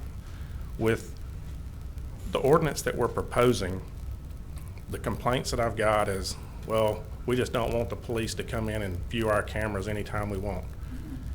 Right now, on the books, if you have an alcohol permit, according to local and state law, we can come in at any time and view your camera with or without your permission. Without your permission, then there's actually a criminal law against that. So we're not imposing anything against anyone now. We don't take advantage of that. As a matter of fact, in the new ordinance of what we're proposing, it actually specifically says in there, the only time we're going to come in there and view your cameras is when a crime has been committed. If you're the owner, has observed a crime, you contact us and show us your cameras. Let me just, I'll interject, Agent, that the ordinance before the council now does not include some of the changes that Agent Cisco is describing. I do intend to offer an amendment to the ordinance that will incorporate them. Thank you.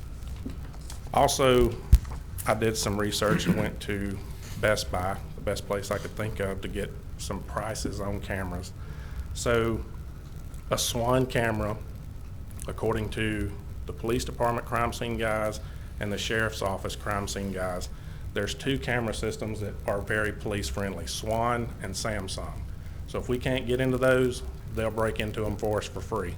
The other ones are $750 per camera or per DVR, up to several thousands for them to break into it, if they'll even break into them for us. So a SWAN camera at Best Buy with 6 cameras is $319.99.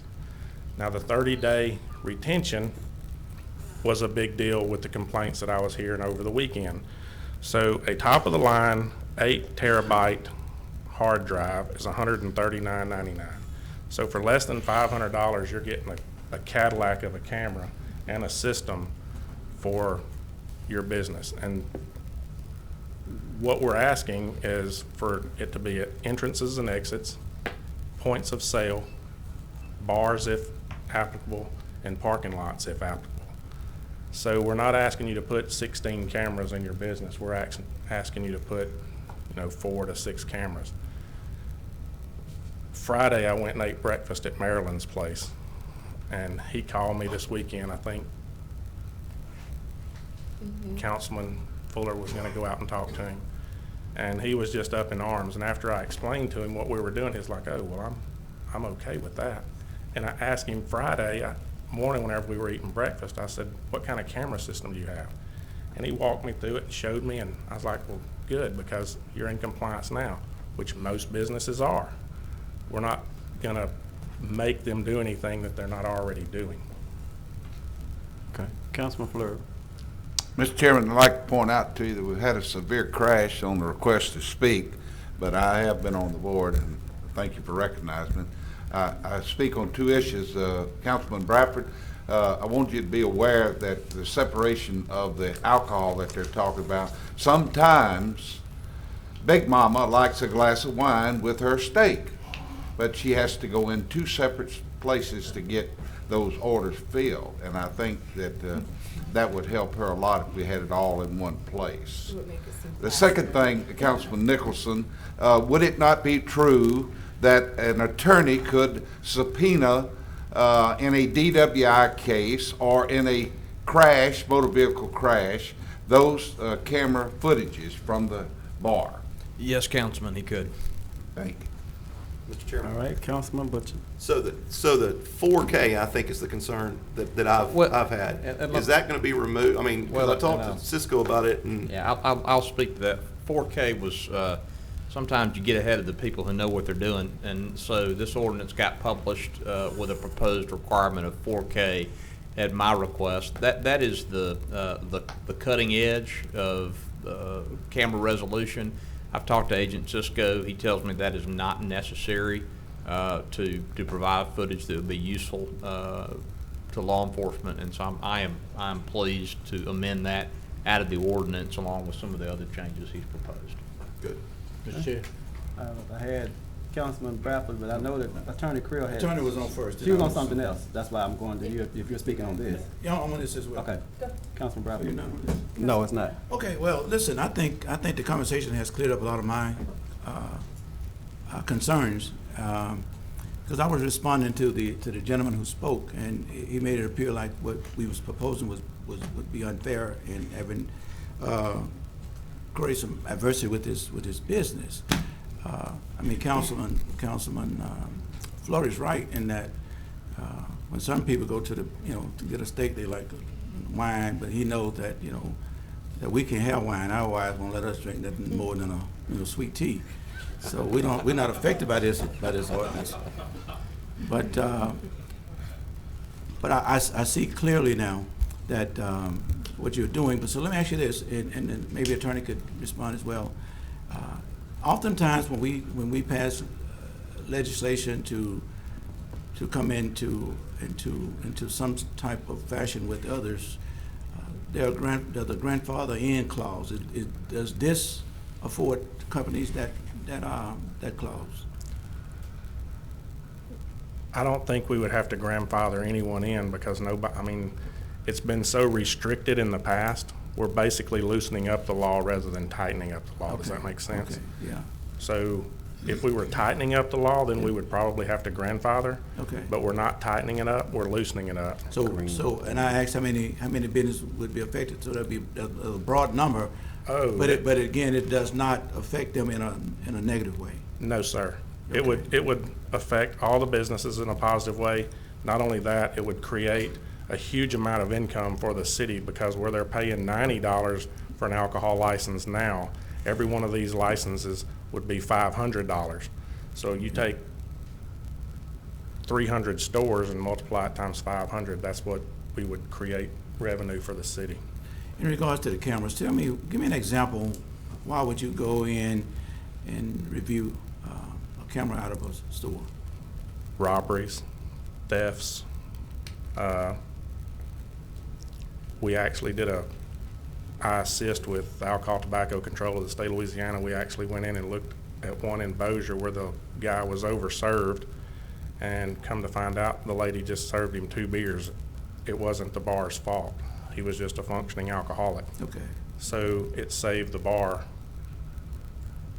pretty much its business rather than the family just saying, well, he went there and he got overserved, which he didn't. So you usually go in for calls? You Yes, just sir. arbitrarily go in? That's the only time. I'm not gonna, in the whole time that I've been doing this, I've never went in just out of curiosity to look at somebody's camera. Okay. It's gotta be of good cause.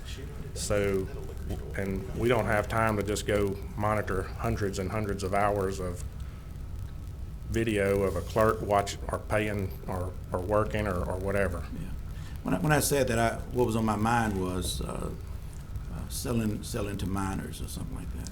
If that you bring that up, if we need that video, yes, we can go in and get it for evidentiary value. All right. Thank you, sir. Councilman Green.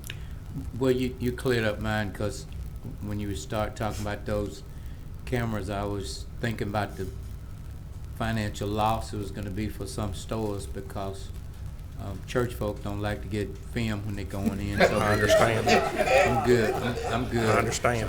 We good. Councilwoman Fuller. Thank you, Chair.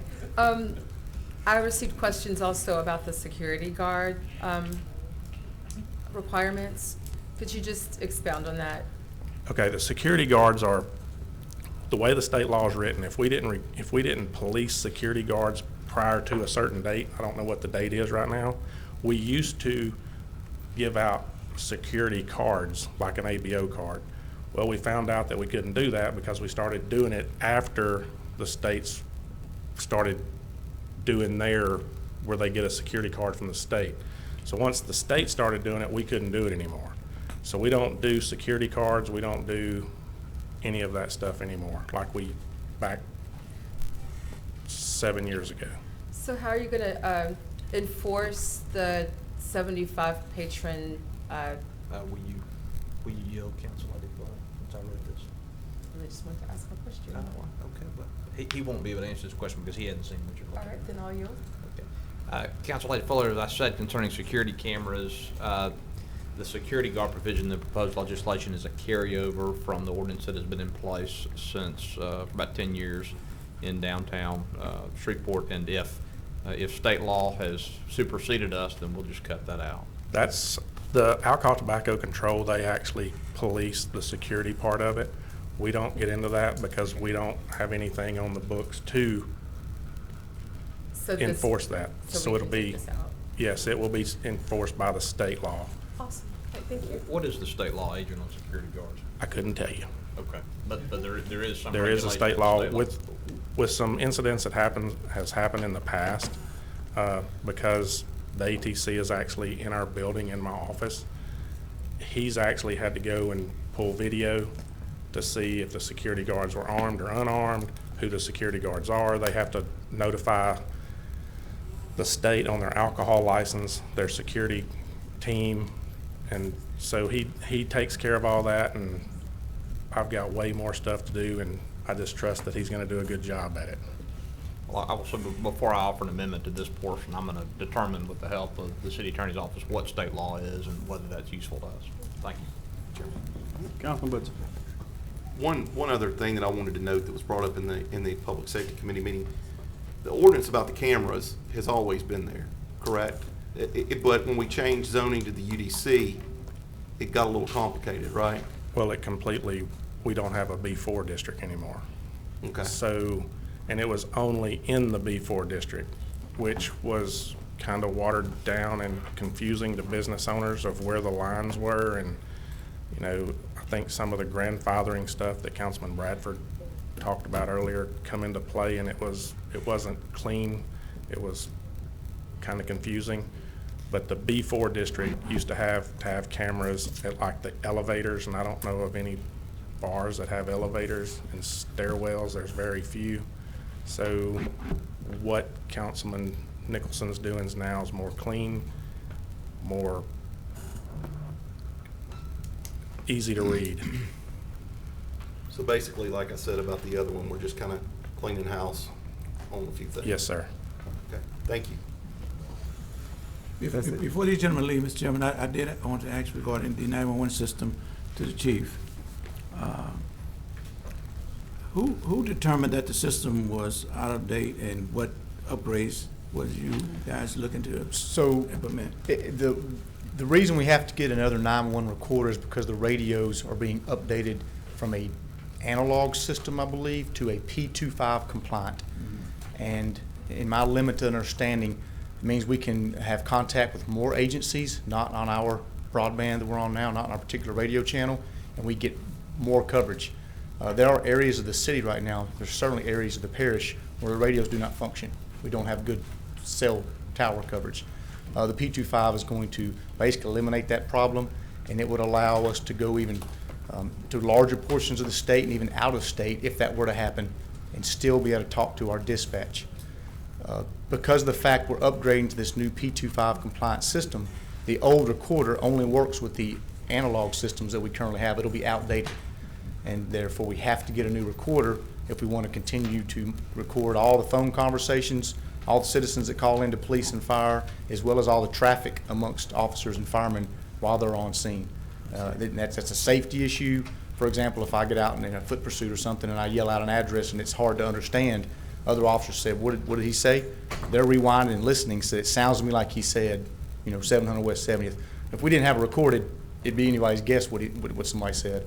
And then, of course, through a lot of, those are used often in court cases, evidentiary value, things like that. So it's important that we have a recording system, to keep up with the new system, radio system we're getting. I certainly understand that.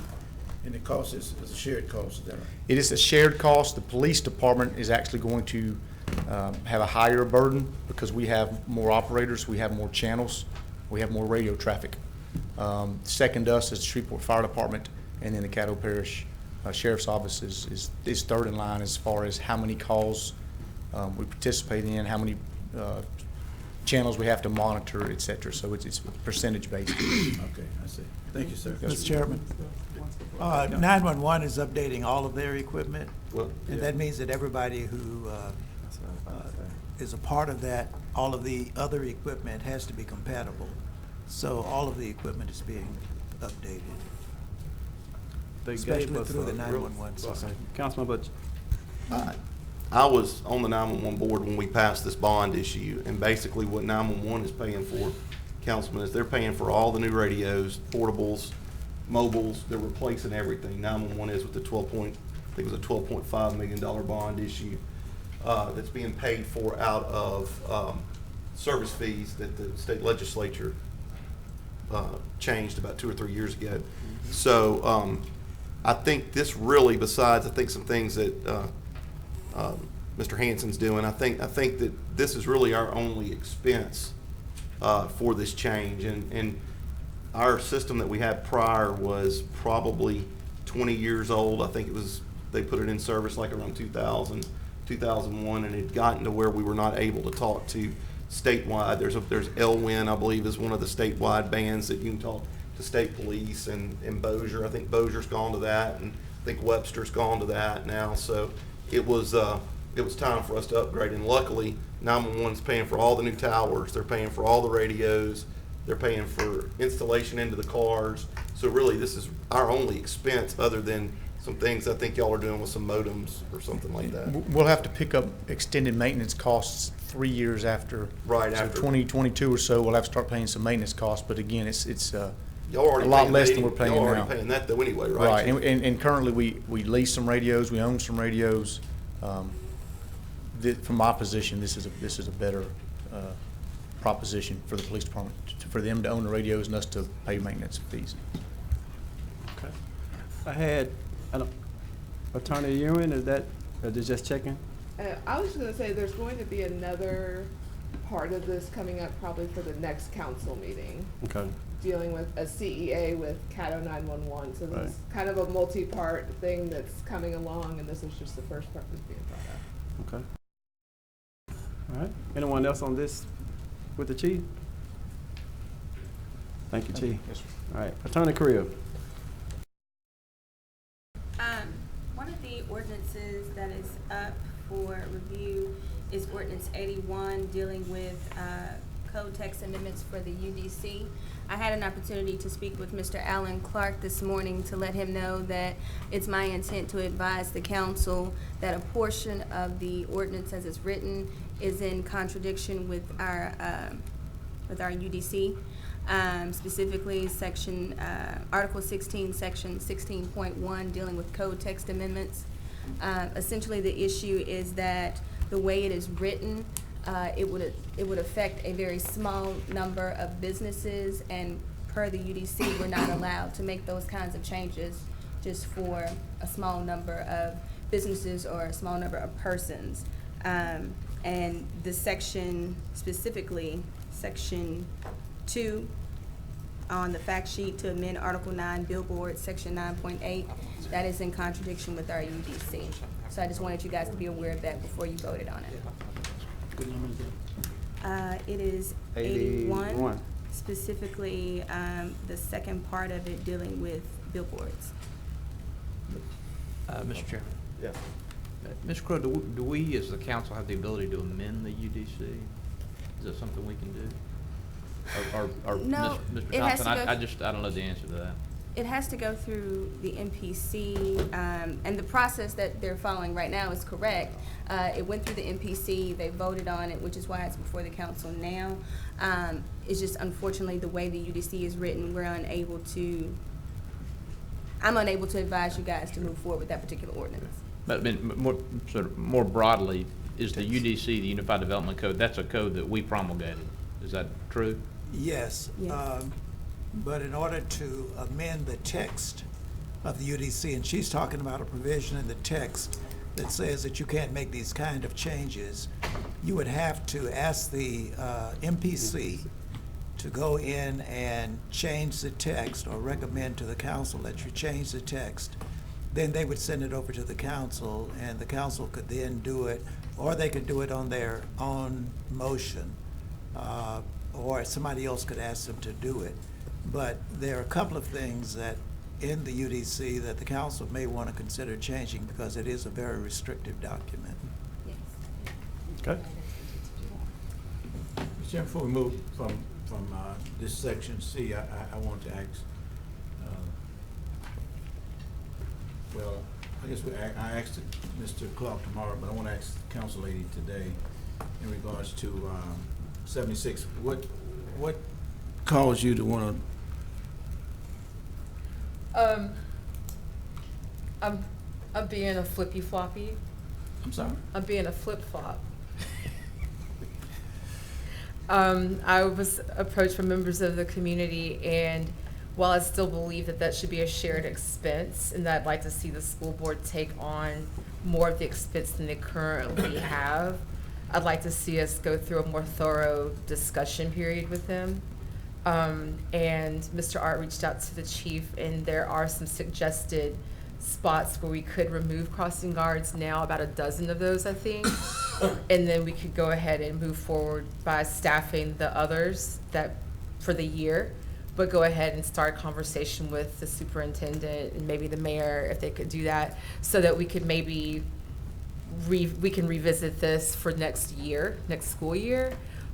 In part because with all the years I've worked with children, I would hate to see something happen the year that we made this change. If we dig our heels in, the school board digs their heels in, and something terrible happens, it was our money that left the table no matter where we point the fingers. So I'd rather not see us move ahead that way. So I understand that we all have a vote in it, and I'm just happy to entertain the discussion again and see what we can do. I appreciate that. That's so who would you feel should engage in this conversation to be clear on what the responsibilities of each party, of each organization would be? Well, see, and this is the thing, is I'm not on the public safety committee. I know we all can come in and visit any of those, but I would think it would be appropriate for our chairman of our council, the chair of public safety, and the mayor to sit down with the superintendent and whoever he designated or whoever was designated amongst their governing body to start the conversation. I don't even need to have a dog in the hunt. I'd be happy to see that portion of our leadership and or anybody else that you all think would be appropriate. But to me, that would be a good place to start. I agree with that. I agree with that, and I think all I want to, and I think the council would want, is that we clear on expectations from each body, from each school board as well as the city, so we can at least not bring this up and sort of justify why things need to be the way they are. Mm-hmm. Okay. I just want to see better communication, because I think that it was not a bad idea to proceed with it. I think it's something we should be considering, but I would just don't like the idea of starting a school year knowing that we're $75,000 fewer in crossing guards and something terrible could happen. Because they didn't add it to their budget, did they? They did not. And that might not be, they might be sending us a message that's fairly strong. We might be responding in a way that's a little more flexible than they are. But I'd rather be flexible and bend. I don't think we need to get in no tit to tat. I don't like that. I don't either. I just think that this gives us an opportunity to do right by the kids and right by our constituents, the citizens of Shreveport and Caddo, because Caddo is affected too as a whole. But beyond that, we should be able to work together as governing bodies. So I think and it's his introduction, so we have 2 weeks. So won't you kindly, respectfully request that those individuals you mentioned would meet? What he said. So I'll just say, so I've talked to Superintendent Gorey throughout, like even after the first legislation was proposed, after their budget was passed, and me and him are already supposed to meet either on July 8th or shortly thereafter. He's traveling a little bit right now, so I mean, I'll be happy to, if I'm not telling council members what to do, but Councilwoman Fuller suggested the chairman and the chair of the Public Safety Committee, Councilman Butcher, attend the meeting with me. I can let him know if you two want to attend. Good. Okay. Councilman Green.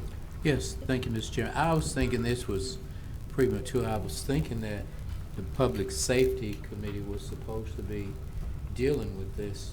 And so therefore, school, it's not ready to start. We have a long ways. I was just thinking that this particular item should be maybe tabled, that we wouldn't be dealing with it on the agenda at this point in time until it comes back from the public safety. That's why we got the public safety, and I was thinking that when we voted on it last time, that it was put to the public safety to come up with whatever. I may be wrong, but I'm just. I can let Councilman Nichols is up next, but I think Councilman Butcher was up to, I won't speak for Councilman Butcher. He doesn't need that from me, but my recollection is that he did extend an invitation to representatives of the school board to have this conversation with us. That invitation, at least initially, was declined. I mean, the two governing bodies we're talking about have combined budgets approaching or exceeding $1 billion. This is a $75,000 expenditure. I won't recapitulate the conversation we've had about the fact that Bossier and other cities near Shreveport have school districts that bear 100% of this cost, and in other places the opposite is true. I want to work with the school board on this and all other issues over which we have jurisdiction, but I don't know that rescinding the decision we've recently made concerning a modest adjustment to the budget for crossing guards is the right thing to do, at least without some of the additional conversation that Councilman Green is proposing. Thank you. all right. I just wanted to say I agree with Councilman Green. The discussion was and will be coming up and to have a talk with. I knew the mayor was in contact with the superintendent, and we were trying to put something together after that. But again, at the same time,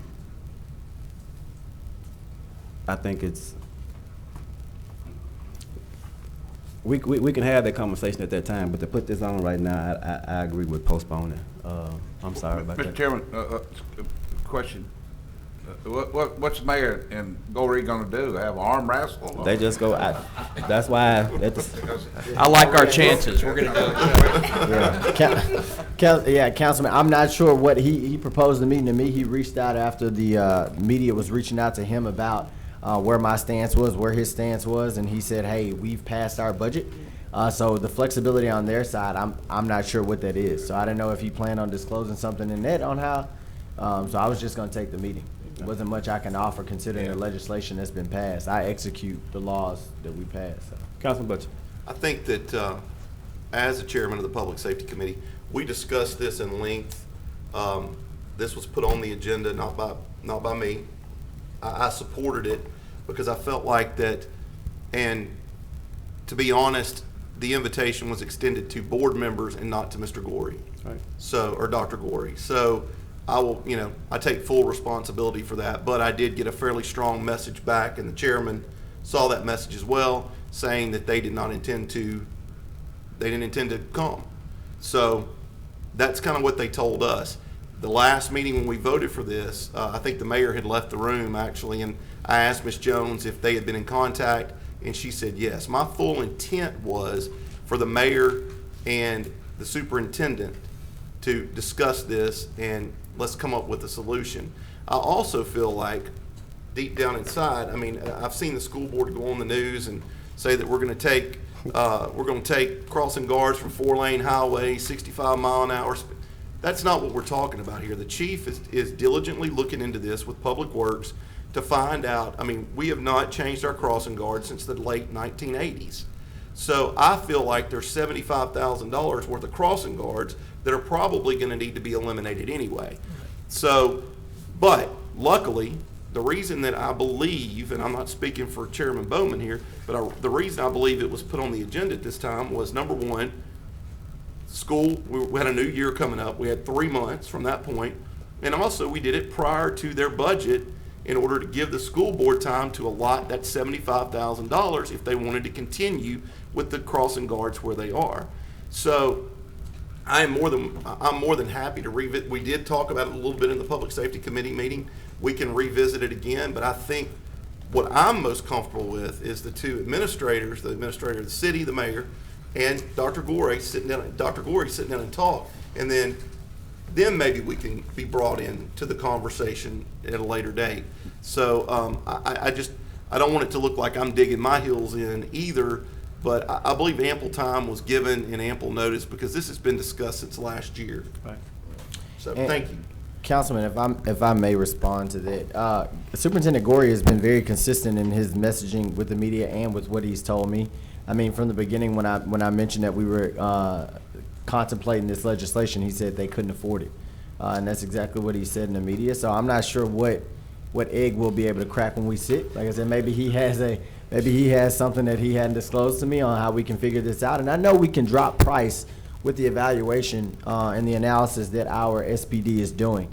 But as far as latitude on a school board side, I can't promise you I'm going to walk out of that meeting with anything more than what we've seen. I have very low expectations at this point, to be honest with you, very low expectations. Not on your part, but because I have seen, it's been, I just feel like that we have done our due diligence to look into this. There was misinformation about, that we would be the only city in the state that doesn't pay for school boards, for school crossing guards, and we have a letter from the CAO of Bossier City saying that Bossier City funds 0 of the crossing guards. We have Tyler, Texas, they fund 0% of the crossing guards. So I think we're taking $75,000 away early enough for the school board to have made an amendment to their budget to cover that if they want those. Also, we had 3 months before school was supposed to start. So I feel like that we're doing everything we can because I honestly believe when the chief comes back, there's going to be $75,000 worth of cuts of crossing guards that are not utilized. Okay. Councilman Bradford. Mr. Chairman, I think the conversation has veered off a little bit. The question is simply safety of kids. This is an introduction. 30 days from the 9th of July, when this is to be up, school will be starting. We don't have 3 months anymore. The school board was adamant about the fact that they protect their students on the campuses, on their properties. They pay the city of Shreveport Police Department over $2 million a year to help protect students on school board property. And they said that they don't feel like they are responsible for protecting students who would be citizens once they leave school board property. Now that's their contention, but like any businessman who I am, and being a lawyer like Councilman Nicholson is, that everything is negotiable. Everything is negotiable. All it takes is conversation. And I think because of the time constraints that we have, with 30 days, I think the introduction would happen. But I would highly recommend that you engage the superintendent with outside of the public safety meeting. I don't think that's the venue in which this conversation needs to be held. Now you can invite, I wasn't recommending that. I'm sorry? That's not where we're going to meet. No. But somebody has said that maybe it need to come back to the concept. But I'm saying that even I think a representative of the council should sit there with you, whether it's the chairman or the chairman of the public safety committee meeting. But I think we need to move forward introducing it tomorrow, and come up with something. And I agree. I think in all probability, with the schools are almost 15,000 students less than they was when this was proposed years ago. And I've seen, I know you have too, I've seen settings where crossing guards are sitting there twiddling their thumb for like, hour in the morning and hour at night with no students. And I think that need to be invested in. I think the police department has already started reviewing that that cut. And I think when the end of the day, like Councilman Butcher is suggesting, that 75,000 in cuts of cost of security guards would be eliminated. And that may be all we need, but I still think that expectations need to be defined. And the superintendent may have to compromise on something. And I think he, again, given the right scenario, that the compromise could be afforded. I just think we need to talk. Councilwoman Fuller. Thank you, Chair. The invitation that was sent, I want to remind y'all, because this is what I had a school board member remind me of, is that invitation was made to 1 out of 11 of their representatives. And I think it's important to realize that that person does not speak for all of them. And the one time that we can say that we're speaking in one accord is when our chair is speaking on behalf of the council. Beyond that, this money, when we voted last time, it moved it from the crossing guard salaries to supplies within the police department's fund. And that this legislation will move it not back to crossing guard salaries, but to the general fund. So that it will be held there until the determinations are made. So even if the conversation the mayor is gonna have is gonna happen, I have every faith that he's gonna do his best to move us forward with some negotiations. And then whatever conversations happen with public safety are gonna do their thing too. But this means that the money is earmarked until the solution is actually made. Right, thank you. Ms. Jones. Yeah, at the Public Safety Committee, Councilman Butcher asked us to look at numbers regarding specific locations and budgetary numbers regarding how much savings that we could generate. And Chief Raymond has provided some information. I'll forward this to you all. In general, he's identified some locations that could be eliminated immediately based off of their own analysis, which would save approximately $11,000 for the rest of this year. He also identified locations which were suggested for elimination, but we would continue with some traffic studies when school starts to determine what areas could be eliminated. Those is a list of about 13, which would save approximately $26,000 for the rest of this year. To get to the $75,000, we would have to eliminate about 75% of the crossing guards in this year. However, for the following calendar year, all 19 of those positions that are suggested, is including those that could be eliminated right now per their analysis, could total up to the $75,000. So I'll send you all of these details by email. Okay. Just want to also go on the record and say that more than one school board member was spoke to, and I'm don't want to go back and forth with that again because we done did this for over a month. But more than one, just want to go on the record and say more than one member was spoken to, and the answer was that that the superintendent would be at the city council meeting and would come to the public safety meeting. Not saying that that person should speak for, and not saying that maybe we should have gave a formal invitation for email or whatever it should have been. It didn't happen. But I just want to go on record and say that and make sure that we don't go back and forth carrying the same bad bones back and forth. So, Councilman Nicholson. What are the hours that crossings are manned by our guards? Chief? Or Yeah, Ms. before Johnson? school hours. Chief, what is that time range? While the chief's coming up real quick, Mr. Chairman, I want to reiterate as well that I take total responsibility for not issuing a formal request to the school board. So, I mean, it was poor, but I feel like we've been 2 months down the road and we're not anywhere. So. I agree.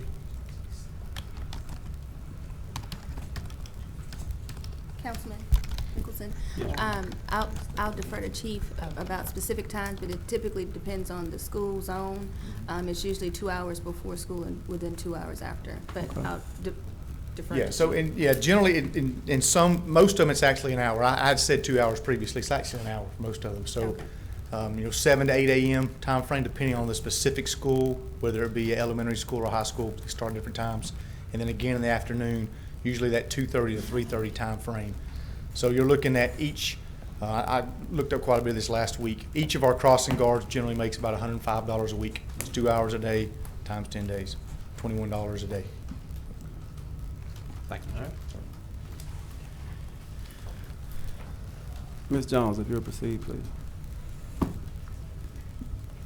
Ordinance 58, rescinding ordinances 33 of 2009, 54 of 2011, and 136 of 2013, and removing vehicular flow restrictions on Baker Street, Fannin Street, and North Street in Section 37. Ordinance 72 is amending the 2019 capital improvements budget. Ordinance 73 is amending the 2019 capital improvements budget. Ordinance 74 is amending the 2019 budget, funding contractual services provided by Fortran Metro Management Associates. Vice Chair Nicholson.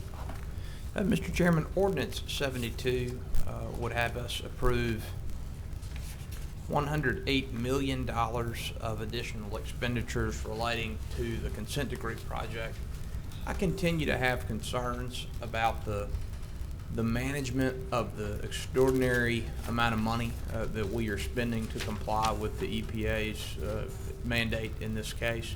And in particular, as I shared with the Chief Administrative Officer recently, Councilman Butcher and I met with several contractors who advised us, by way of a particular example of problematic management, that there are places in the city where, well, I'll back up and say, to fix the pipe problems that we're fixing, we do one of two things to my understanding. We line existing pipes or we lay new pipe. And these contractors told us that there are places in the city where we have lined existing pipe and incurred that cost, and then another contractor has come back and laid new pipe, completely duplicative of the line pipe, and that the cost of this overlap runs into the millions of dollars. I know this is an enormous project, and I want to recognize that the administration and the city engineer have already let us know as a body that they need additional help managing this, and that's why we approved the additional engineering position. But we, as the place where the buck stops for the city of Shreveport, have got to get a handle on this. Whatever we need to do to make sure that the $800 million additional dollars we are projected to spend on this consent decree work is spent responsibly and efficiently, we've just got to do it. And I don't have all the answers right now, but this has got to be, I think, from a fiscal perspective, our top priority. I mean, we spend tremendous time talking about the operating budget every year, as we should, but a lot of that is driven by fixed costs over which we have limited control. The city is spending an enormous amount of money on this consent decree work, and I'm not convinced, based on what I've heard over the past 6 months, that the money is being spent as efficiently as it should be. Thank you. Councilman, let me respond. Let me ask you now, and I hear you, and I agree with you. The person that gave you this information, have you confirmed that is true? I have heard that from multiple sources. That there are duplications of work? That there are, excuse me. When I say duplication, they lining and replacement at the same time? Councilman, multiple people whom I have no doubt to think know what they're talking about tell me that has happened in numerous locations. I don't have any verification of the amount of money that has cost the city, but I've heard that it has happened repeatedly, and these contractors we met with told us their estimate was that it's millions of dollars wasted. And this was not one contractor. Yeah. This was a group of actually competing contractors that do some of the same work. Okay. So, well, I mean, I don't have to tell you that's really disturbing. So, Mary, you're on the board. Can you help us out here? Yeah, I was about to comment on this. Councilman Nicholson, I agree with you completely, and I've heard so many of the same rumors. That is exactly why my administration decided to change the project manager of this project. We're still in the process of that. We've discovered some even more alarming things about when negotiations happened with the former project manager and the attorneys that were in the room, and how much we negotiated, for instance, clauses that would allow us to actually punish the project manager or some of their subcontractors for doing acts that way. I'll call up Patrick to talk about whether or not he's ever seen that. I don't know if it's the boogeyman and people are just talking. And I've spoken to him prior to, so I kind of know what he's about to say. But you have to give the administration time to actually conduct the change, which we've been working with the EPA with and DOJ, conduct the change, do the negotiations, and then monitor the work that's being done. Just last week, I sat with Councilman Bradford and one of the local engineers that has inspectors on the site. And to give you an example of the oversight that we are putting on this project, during the phase 2, there was a half of an inspector at each site. One half of an inspector. So an inspector is bouncing around between 2 construction sites every day. In negotiations right now, we're trying to get up to 2.5 inspectors per site. So the administration is doing exactly what we need to do. I think it's very, very premature to say that we're being neglectful with this. I mean, that's the reason why the engineers asked us for additional engineering assets. That's the reason why we brought in outside counsel to do negotiations. So I just ask you to give us time to do our job with this. Well, look, Mr. Mayor, I should say, if I don't think I did, and I certainly did not intend to suggest that your administration was being neglectful. The contractors that we spoke to were speaking of things that happened before you took office. So this is not a criticism of you, but you have inherited an apparatus that is responsible for managing this work, and that apparatus has functioned historically in a very suboptimal way. And I just want to make sure that members of the council are aware of the scope of some of the problems that you obviously have discovered since you took office, and that we do everything we can to make sure we do not waste enormous sums of money by doing things like putting new pipe where we have already lined old pipe. 100% agree. Okay. Mr. Patrick. Is that possible? Is what possible to? Is it possible that one contractor will go in and line pipes, and another contractor will come back and place pipes to replace the line pipes? Let me just say anything's possible with this magnitude of work. But Pat, let me ask you this. Can you trace through payments to contractors the work that they perform? We can absolutely trace it. And that we will can dig reveal if this has happened. Is that right? We can, and this has been reported to us before, probably by the same group of people. We meet with contractors, we meet with engineers, we meet with everybody on, all sides of this large program. This was reported to us previously without specifics. So without specifics, it's hard for us to identify. But if this was told to you, you didn't launch an investigation to review if this was true? We did. And so what are you finding? With the millions and millions of feet of pipe, nothing was found. No, but I'm not talking about pipes. I'm talking about payments. I'm saying, did you go into the purchasing payment apparatus and say, on Line Avenue, this work was done to reline. On Line Avenue, in the same blocks, 100 blocks, this work was done, and we duplicated payments for the same demographics of work. Is that something we cannot ascertain? I mean, it just seems reasonable that we should, if we're talking about millions of dollars So that's, moving forward, that's one thing that we're improving is map-based, essentially everything. All of the tracking, all the payments, everything will be map-based. That way it's easier to keep track of everything. Currently it is not in the current program. So you're saying that you hadn't done it in the past, but you're moving forward to be able to do it in the future? Yes, sir. The new program team has implemented several tools for reporting and transparency. The financial reporting, the construction progress reporting, and the tracking. It's all going to be different. It's all going to be very easy to see and understand, and the map-based system is going to be a lot better for us as a city to track everything. Okay, Councilman Nicholson. Mr. Furlong, if you've not had this map-based system in place in the past, how has the work been monitored to ensure this sort of overlap didn't occur? I mean, what are you just looking at, stacks of paper, contracts? You got a spreadsheet somewhere? Spreadsheets. Yeah. Excel spreadsheets? Excel spreadsheets. Councilman Butcher. Patrick, thank you. So is there no way, and I'm kind of going back off of what Councilman Bradford said, is there no way for us to go back and look, because let's say they did 1,300 feet of cure in place, and it cost $150 a foot, right? Roughly, somewhere in that range. But you had open dig that was $300 and something a foot.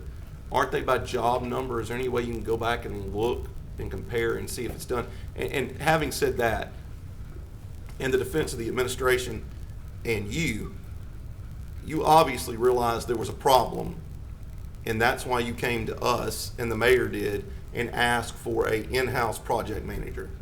So I'm not saying this is, but I would like to know if this has gone on, because I would like for us, because we are going to be $500 million over budget. Now, I understand, we've talked about this in infrastructure, that probably the estimates we got were probably not good to start with, and, you know, and that's not your fault, and it's not Mayor Tyler's fault, it's not Mayor Perkins' fault, it's just a fact. It just was bad information. But if we do have this going on by the current project manager, not the new one, if we have this type of, I don't want to call it malfeasance because that's a strong word, but if we have this type of negligence going on, I would like to know. And then the second part is, some of these contractors said that they're waiting 90 days for payments that have not been made by these are subcontractors of the main contractor who's contracted, but they're waiting over 90 days to be paid after the work's complete. Yeah. That's poor business. That's been a big problem. There's been problems on both sides. Typically, you know, I do get involved when people, you know, start asking about money. I get involved, and more times than not, the contractor's not turned in what they're supposed to turn in. And when the prime doesn't do what they're supposed to, the sub suffers. There have been, both sides haven't been perfect. There's been faults on both sides. But lots of times the prime contractors are not requesting payment. They're supposed to request payment every month. Sometimes they'll go 3 or 4 months without requesting payment, and it blows our mind. Isn't that what the contract states? I looked at the contract. It states that they are supposed to request payment every month. If they're not doing that, what can we do as a city? Because I want to make sure that anybody that does work for the city of Shreveport is paid in a timely manner. In my opinion, 30 days is optimal, but 60 days is acceptable. 90 days, this invoice this gentleman told me about, if I'm not mistaken, Councilman, was it from December? That's my recollection, Councilman. Can we get, well, I mean, can we get that in? Yes, that yes, name and so that we we're can going to send you an investigate? email. This meeting just happened, so we're Sure. going to send it. But I just want to make sure that we're doing everything we can, and I believe, trust me when I say this, and same thing, Mayor, this was not an attack on you in any way. I think that your administration is putting some things in place to help with this, and it's needed. And I think Patrick coming to us and saying, listen, I need some help, because I almost didn't vote for that, if you recall. But now that I've dug into it and looked at it, I do think you need somebody over that part of the project. But I would like to know, if you could, go back and research, or maybe somebody in the administration can do it. If we have double paid for something, I would like to know, because I believe that needs to be turned over to Ms. Creel to make sure that we're not paying for that. Yes, and we would like to know as well, just to answer your question. I talked with Patrick as soon as I talked with Councilman Nicholson about this issue. Yes, it would be helpful if we did have a specific location that, you know, someone has identified that they recognize that there has been double work. But we will look at on the fiscal side. I know Patrick's looking at the engineering. We'll look on the fiscal side, into the records to see, just from a payment standpoint, just kind of locating where those payments have been made, and to see if there's been any double work, so that way we can investigate it and get that information to the city attorney. Thank you. Okay. And in regards to subs getting paid and what should we do, one of the good things about having a new program manager is that they're able to look at the current program, from the outside and examine what we're doing. So they've identified all these things and the changes that need to be made, and this is something we're aware of. Strong enforcement needs to take place. If contractors aren't asking for their payment as they're required, then maybe we just shut them down. In the until they meantime, get what right. can we do for these subs if the primes are not, I mean, because if this guy's got a 6-month invoice, I'd like to see it paid, and I'll try to send you Yes. the information. Yeah, please send us. And, we get those too often, and we jump on them to do what we can to get them paid. Okay. All Thank you, right. Patrick. Thank you. Ms. Jones, was that it? Then I had Councilman Bradford, if you had already spoke. Yeah, that was what I wanted to talk about. All right, Councilman Bradford? Thank you, Mr. Chairman. Mr. Perlow, let me ask you, you feel comfortable on supervising this whole project? You feel like you got a handle on it? Yes. Okay. So, you're asking the council to appropriate another $100 million. Councilman Nicholson is saying we can't keep letting money go down the hole. What would be the consequences of a delay of any type in moving this consent decree work forward? Do we have the luxury of holding up some projects, or the time and the urgency is so that we need to keep it moving? We need to keep it moving. It needs to stay moving. Yes, sir. So the money need to be there. As stated in the consent decree itself. It's stated in this consent decree itself. If I may interject, the city is subject to a number of penalties and upwards of $1,500 per day for being in violation or being behind schedule. So it's very important that we continue to move expeditiously in completing the project's timeline. $1,500 a day? Upwards to $1,500 a day, yes, sir, depending on the violation. So we had a choice between being penalized $1,500 a day versus losing $1,500 an hour to make it right. What would be more reasonable? Well, I mean, 1,500 a day is about 540,000. So. No, my point is simply Councilman, that we agree with your arithmetic and 100%. That's the reason why, again, we've slowed down. So you feel good about it as well? Absolutely. And like I said, it's super premature to make an assessment, and the project manager hadn't even signed a new contract yet. So I'm trying to figure out I'm really trying to understand why the concern right now. We just mentioned multiple mechanisms that we put in place to build our own apparatus, and I'm really trying to figure out why are we jumping at this right now? These gentlemen was approached. See, they got No, hot I ladders. understand. don't have hot But I'm just saying, even if Wait, approached, the response is the new administration has come in and already picked a new project manager and has put mechanism A, B, C, and D in place. See, we're not privy to that. We didn't know anything about that. If Councilman Bradford is finished, then we got Nicholson up on the board to speak. If Mr. Councilman Chairman, Bradford. I'm good, except for the fact that, again, each one of us have the strength of this council is that we all have our issues. And people, when I'm saying people, a variety of interests is directed to each one of us on different situations. And I'm just saying we have to respond in a way that is not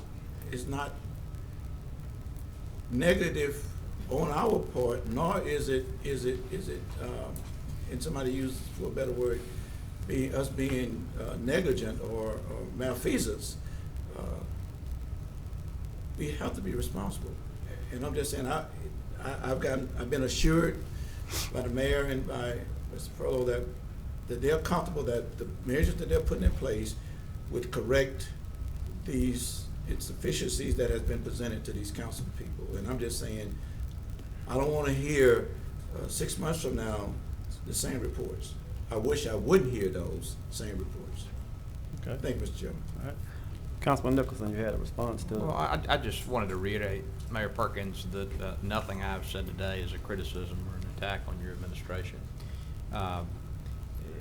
If members of the public come to me and another member of the council and advise us that we are wasting millions of dollars because at least historically the work has been mismanaged, I think I have an obligation as a member of this council to present that to your administration and to do so in a public forum, because the public deserves to know that this project, which is the largest capital improvement project that the city has ever undertaken and probably ever will undertake, has some significant problems. I understand and appreciate your decision to change consent decree managers. In my view, that was an appropriate decision given what I've heard of the past 6 months. I appreciate Mr. Furlong's coming to the council early and indicating to us that he thought it would be appropriate to have an additional professional in-house to help manage this process. But I just want everybody around the horseshoe to recognize that we need, we got to do whatever we have to do to make sure this money is spent responsibly, and that can include going back to the EPA and saying to them, look, I know we have a consent decree that imposes certain timelines, but we've had several serious issues. Would you give us a little breathing room? That is something that would be very responsible to do, and I just I don't doubt your good faith or the efforts that have been undertaken thus far, but I would like to have a very high level of comfort that things are not going to continue as they have before we approve $108 million of additional expenditures. Yeah, all right, and Councilman Nicholson, sorry, am I talking out of turn? No. Mr. Chair, yeah. So Councilman Nicholson, I agree with you 100% about that, and after the contract is signed and the project manager, we're actually paying them to do work, I can get them to come and talk to you all about what their recommendations is.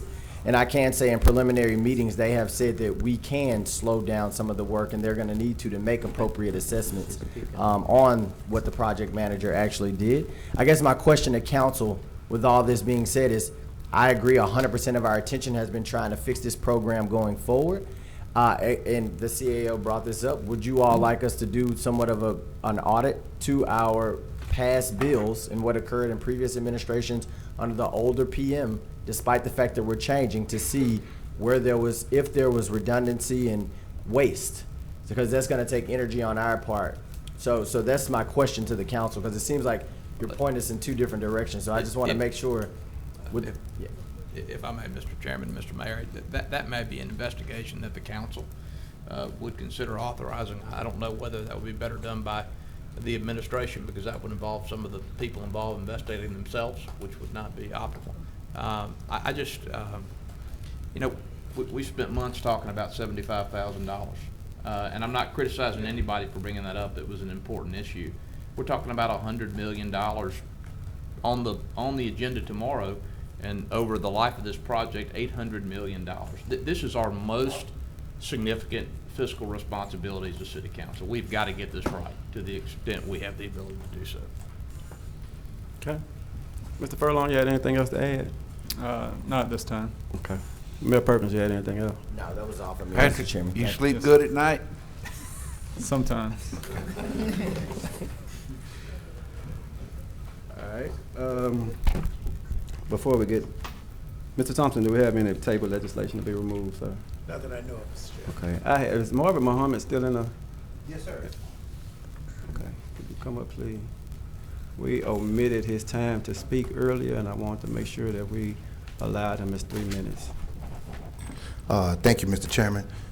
Marvin Muhammad, 2808 Hersey D. Wilson, Shreveport, 71107. I'm going to be very succinct.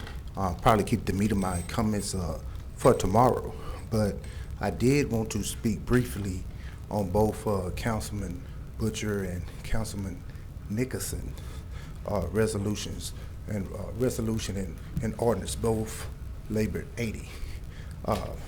First to Councilman Butcher, I will hope that that the Safety Committee wouldn't be remiss in looking at the old and ancient laws that govern liquor sales and liquor license, that we, as Councilman Bradford mentioned, that we don't fail to look at liquor stores that has been grandfathered in for non-conforming use. We have a lot of instances where we have liquor stores that are in violation of state law due to grandfather clauses in their relationship to the distance from daycare centers, churches, and schools, particularly in the inner city. So for this ordinance goes further, I believe there needs to be an additional dialogue for that purpose only. Also, as far as the security cameras, that's definitely is needed. Again, in the MLK community, at a liquor store that changed its name, there was a murder in the parking lot of that liquor store, and that liquor store needs to have those cameras both inside and out. That would aid, again, Chief Raymond and his people in actually fully being able to capture the scene and see exactly, what occurred. Again, just recently we had a couple of murders downtown Shreveport that cannot be, permitted, can't be allowed. And again, that type of security and ordinance is very critical. Councilman Nicholson resolution for public comments. Well, I was disturbed to hear that we believe that citizens coming to the city council meeting and speaking is a privilege. I say it's a right. Voting is the lowest engagement in the political process, and I plead for a brief. Excuse me, I've endeavored to be fair about public comment time, and your 3 minutes has expired. But I will tell you that you are correct that public comments are a right, at least as they relate to matters before the body for consideration. That's not a privilege, and so we certainly will continue to extend that right to citizens.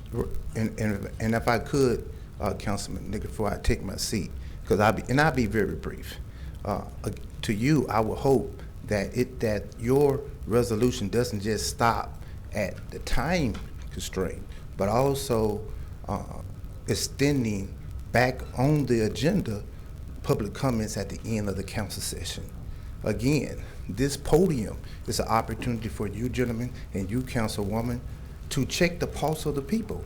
Mind you, that this administration and this council just authorized a 16-member bond committee. Meaning what?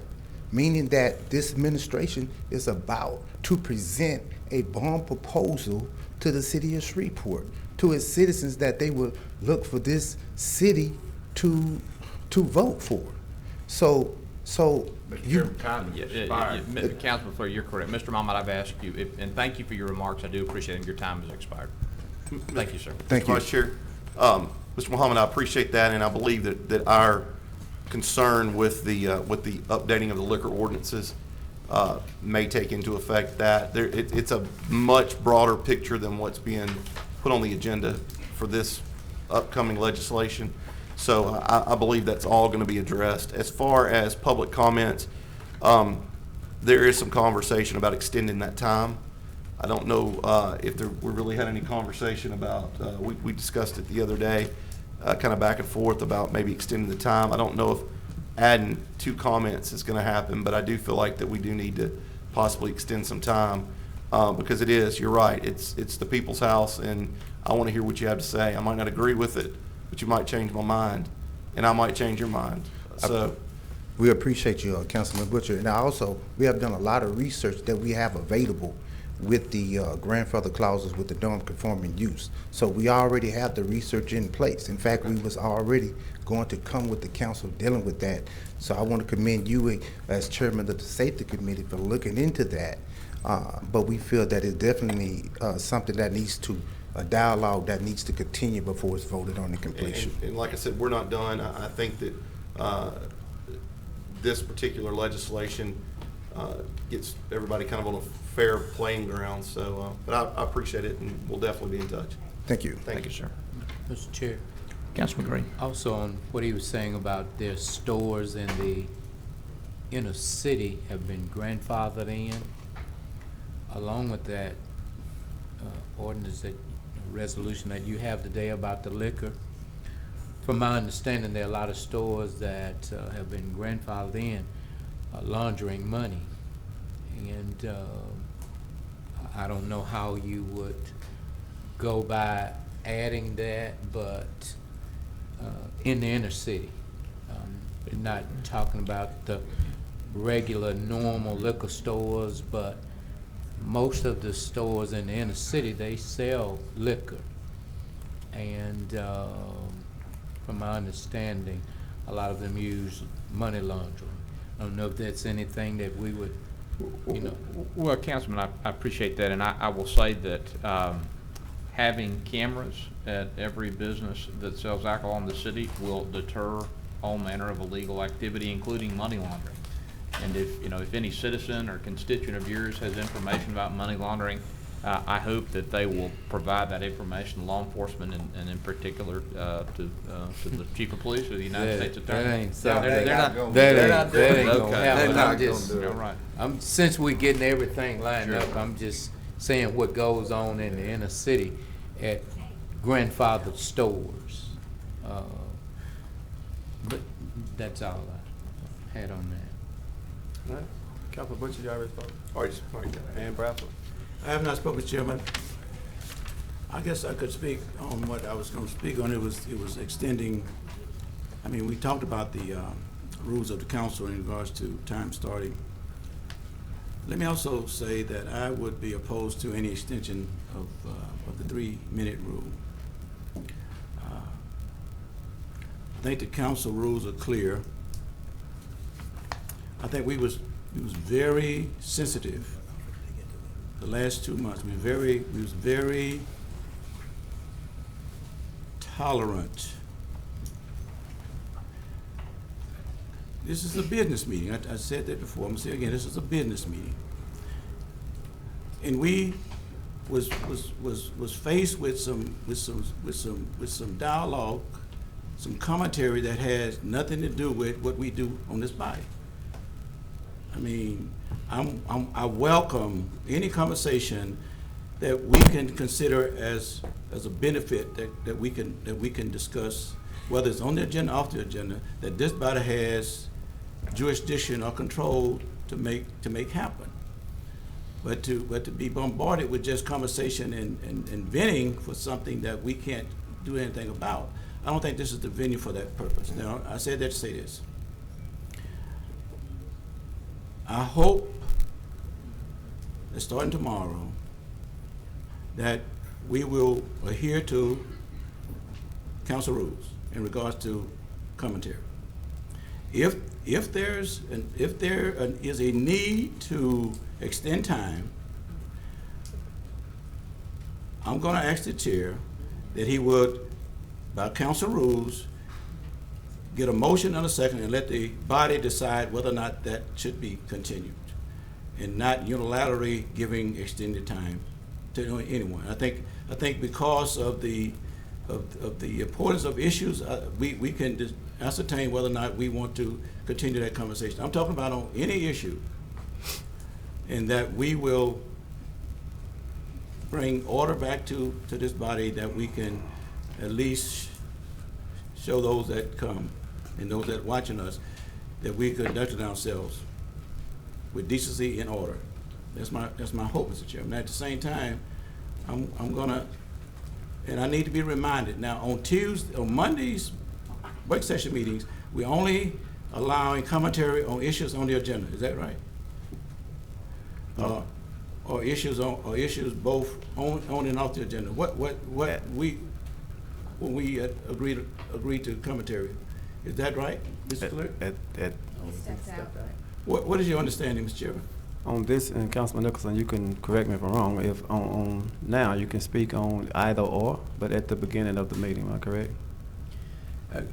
Mr. Chairman, when we took office 6 months ago, the rule was that members of the public could speak for 3 minutes at both the beginning and the end of the meeting, and comments at the beginning of the meeting were limited to agenda items, and the additional 3 minutes was to pertain to matters not on the agenda. You know, Councilman Bradford, I look back at this the charter the other day, and it looks to me like the original intent was that there would be no public comments at the administrative conference because no business is conducted. We don't vote on anything. And I candidly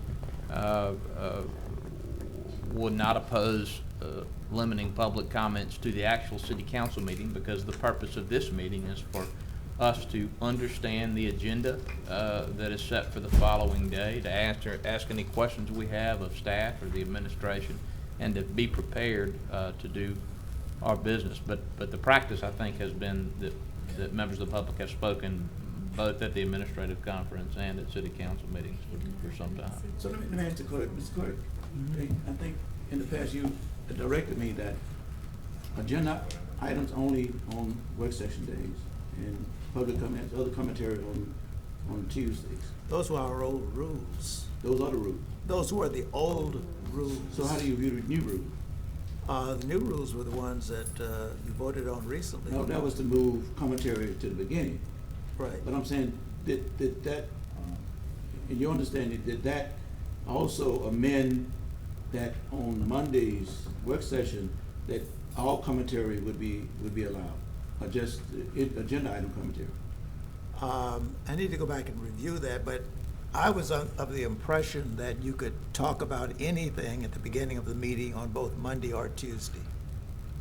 Yes, if I could chime in, I'm looking at the rules of procedure for the council, and I don't see any language that would indicate that on Mondays you can only talk about agenda items. Right. I mean, that was a practice. Was that just a practice, Mr. Clerk? Those were the old rules before they were amended. But I'm just saying, but the amendment you're referring to is Councilman Nicholson's amendment to move the commentary to the Right. But I'm just saying, if that motion did not include allowing public commentary, that would not have changed that rule, would it? Well, you have two things. Number one, state law requires the council to have a period for public comments. Yes. So we start off with that state law requires you to have a period for public comments. And if there's nothing in the rule to say when those public comments will occur, except Councilman Nicholson's amendment, then I think that they would both be at the beginning of the meeting. On both days? On both days. Mm-hmm. But there has to be in a public meeting, there has to be public comment. Right. Correct? That's what we just said. What's that? Yeah. I said, at any public meeting, it's state law, you have to have public comment. Correct. You have to allow for public Okay. comments. So if you can't eliminate it on Monday, it's anytime we get together as a body or any other.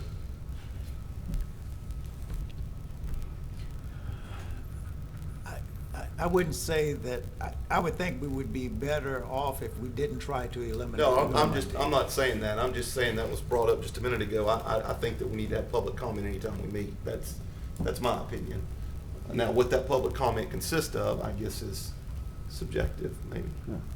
On both agenda and non-agenda items was my understanding that at the beginning of the meeting, public comments on, if you had something to speak on the agenda or off the agenda, both was done at the beginning of the meeting, from my understanding of what the new.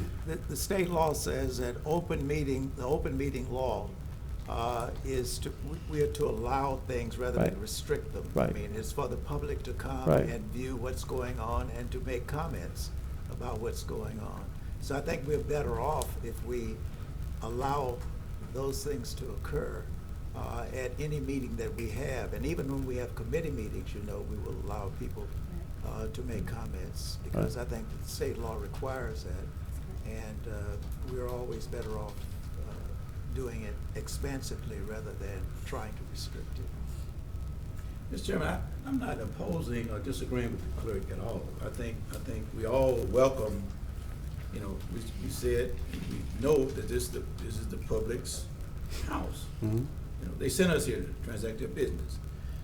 But I'm just concerned about using this forum for venting and just for any conversation that we have no control over. That's my concern. We come here and talk about what's happening in Baton Rouge. That has no effect on us. And I'm saying that's what I'm trying to understand. And how do we respect the public, and at the same time, don't waste our time on something that we have no control over what they asking us to do or the comments that they make. We will get with the city attorney and look at ask them to look at any case law. We will also look at what the Attorney General has said about this issue to see whether or not the council would want to try to restrict comments in any way. Mr. Chairman. We'll get back with you. Go ahead. Of course, I'll defer to the city attorney's analysis, but my understanding is that open records law requires us to entertain comments germane to items on the agenda. And so while it has been the practice of this body to receive public comments concerning any matter relating to city business, I don't think we're required by state law to do that. And I have to say, Councilman Bradford, I agree with you that it is not constructive for this body to spend as much time as we did listening to comments about matters over which we have no jurisdiction or control whatsoever. If we were to make any modification to the current rule, one change we could consider is setting an overall limit on public comment time. That's something that other public bodies do. School board does that. School board does, that's right. The commission does that. 15 minutes and whoever's in. Well, it doesn't have to be 15 minutes. Well, I'm just saying but that's look, the- even if it were an hour, that might be an appropriate rule given the experience we've had the past 6 months. Thank you. Which was that's why I brought up at the end of the last meeting that I wanted to wait a meeting and then come back and see if we needed to either allow a person 2 agenda items to speak on. I mean, some people feel as if, and it's the conversation I've been getting, you get off of work early, I try to get down here to speak my mind on what I feel on, what you have on your agenda, then you give me, I'm tired, I'm frustrated, I got to find somewhere to park. And then I get up and then you cut me off on my 3 minutes of talking. They may have 2 things they want to talk about, and it may be, they can't get it all out in that first 3 minutes. So I don't know if that's why I was asking if we should give them 2 agenda items to speak on for 3 minutes each, or just up the time on whatever they want to talk about on the agenda for 4 minutes or for 5 minutes. That was my deal. Well, I think, again, Mr. Chairman, I think order would suggest to me. I agree. That it's our responsibility anyway, that we take the responsibility of allowing people extended time if we feel it's relevant to what we are doing. I can't say if what you feel is relevant or what I feel is relevant. That's what I'm trying to say. That's why I'm saying the body. Right. That's why I'm saying that it would be the decision of the majority of this body. Because, I've been accused of in the past of coming down and giving extended time because I had something to say. But then another time I was accused of just coming out here saying something. Okay. And there's a difference. Okay. And I'm just saying, I think for order in the House, that if there's a request for extended time, that we will go by the rules and let the body decide whether or not that time could be extended. That's all. Okay. All right. Mr. Chair. Councilman, wait a second. I got Flurry on the board. I'm sorry. Mr. Chairman, I'd just like to point out to the council members that under Section 111, Article H, it says that the chairman shall maintain orderly conduct of meetings and shall have the right to limit or terminate any presentation that is profane, discourteous, abusive, irrelevant, or is otherwise. And I make 2 things. Council members the people have been discourteous, abusive, name calling, and even as recently the mayor. The mayor is our guest. He should not be subject to those as well as us. So I remind you of this article and that we need moving forward, we ought to hold to this. It's there to help us maintain control in the meeting.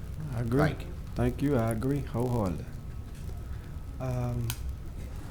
Any other council member? I had asked, but you still got time? Councilman Gray. Mr. Chair, I would suggest that if any member of this body has a personal disposition with somebody, a citizen, that person and that citizen would talk about it in a private setting versus them bringing it to the council to discuss it. Because I think a lot of stuff becomes too personal, and then we gotta all be up here to receive it. It's kinda like, if I owe you an apology, how many times should I forgive my brother, my sister? Then whether or not I believe that you have an ought against me, if you believe that I have an ought against you, I ought to get it straight before I come up here.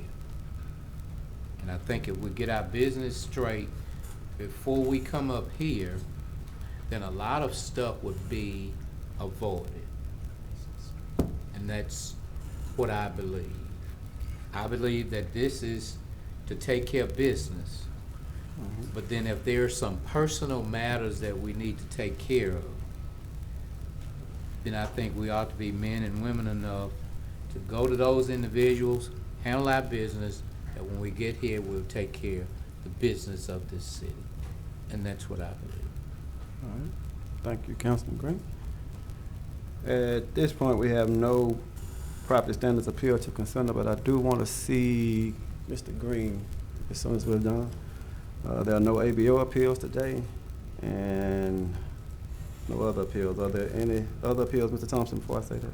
No appeals, Mr. Chairman. Okay, are there any reports from officers, boards, or committees, other than there's a property standards meeting on Wednesday at 2? What is it, 2 p.m.? 2 p.m. Any other reports from officers, boards, or committees? Infrastructure tomorrow. Infrastructure is tomorrow at 1 o'clock.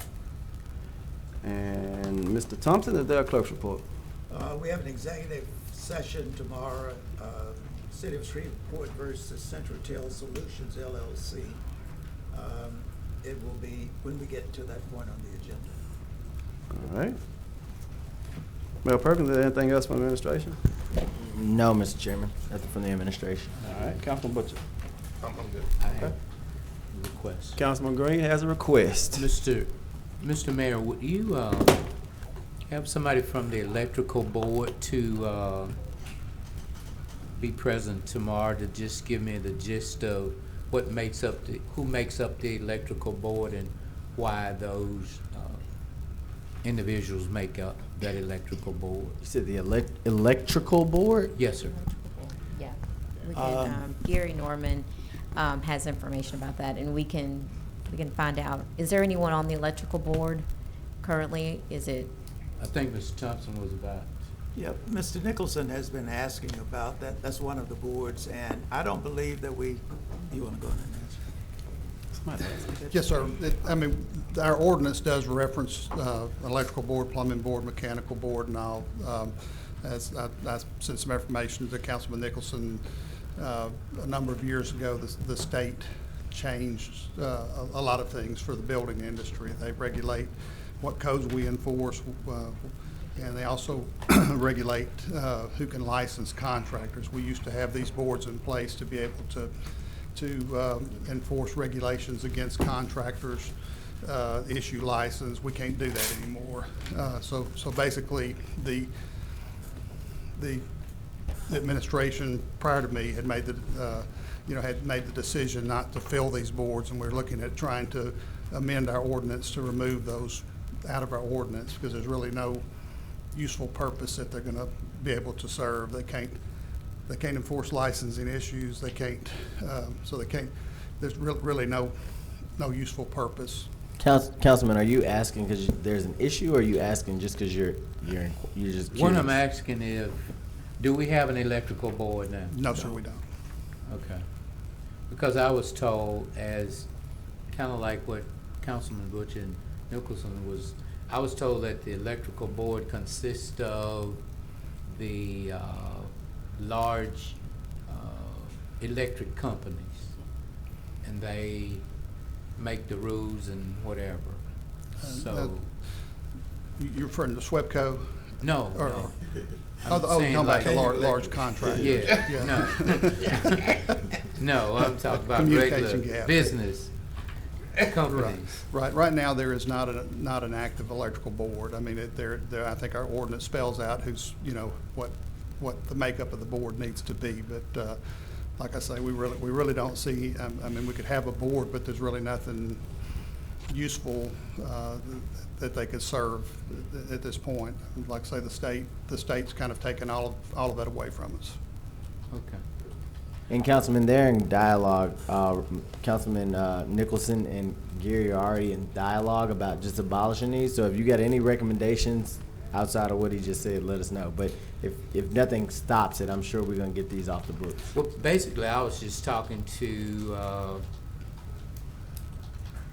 some electricians, and they were saying that, for an instance, if a smaller company had a problem, then the folk at the top could basically overrule and whatever.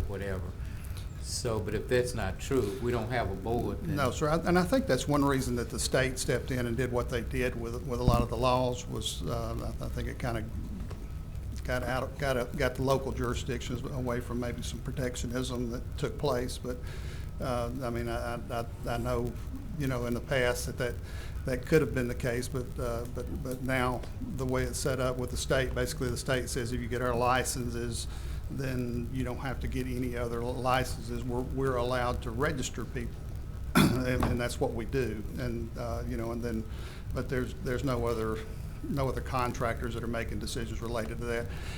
I'll be happy to send you a copy of what I sent Councilman Nicholson that kind of explains the background. Let me ask it another way, Gary, how customer friendly are the folk down in when you call for an inspection for electrical and whatever, how customer friendly is it? I expect it to be very customer friendly, and if you have a problem, with one of them, I would like to know about it, because I certainly will address it. Now I will say this: a lot of people call in not wanting to follow the regulations that are in place, and sometimes they take that as not, having to, to get an electrical contractor to be able to get an inspection or something, depending on the situation. That sometimes is translated as not being customer friendly. But electrical is a dangerous thing, that if we turn on stuff without it, without taking the appropriate action, then there can be, very negative impact, fires, electrocution, those type of things. So Right. we take it very seriously. Okay, because there are some people that have come to me that said sometimes down there or up there that if they like you, let me say it like that. If they like you, then you call for an inspection, then they'll do it like that. If there's some issues and they don't really like you, then they make your customers wait. And Yeah. so, kind of like what Councilman Butcher and Nicholson was saying about the contractors had come to them, there's some contractors that have come to me to say that it's not really customer friendly. And so, but I can get with you later. Yeah, I'll be happy to address it on we have rules and regulations that our guys like calling for inspections. We have deadlines for calling in so that we can get our schedules out, so that, so that we get the work schedule for the next day and get our stuff on time. But if there's individual cases, there's always myself that, if you got something that somebody calls you, if you call, I'll make sure it's taken care of. Or if there's any specific issues, I'll be happy to address those. Yes, sir. Because it was like, they didn't want me to ruffle any feathers because, they didn't want to be punished. So No, we're not going to I punish can't you. call any names, but it was just brought to my attention. Okay. Thank you. Yes, sir. All right, thank you, Mr. Norman. If there's nothing else, this meeting is adjourned.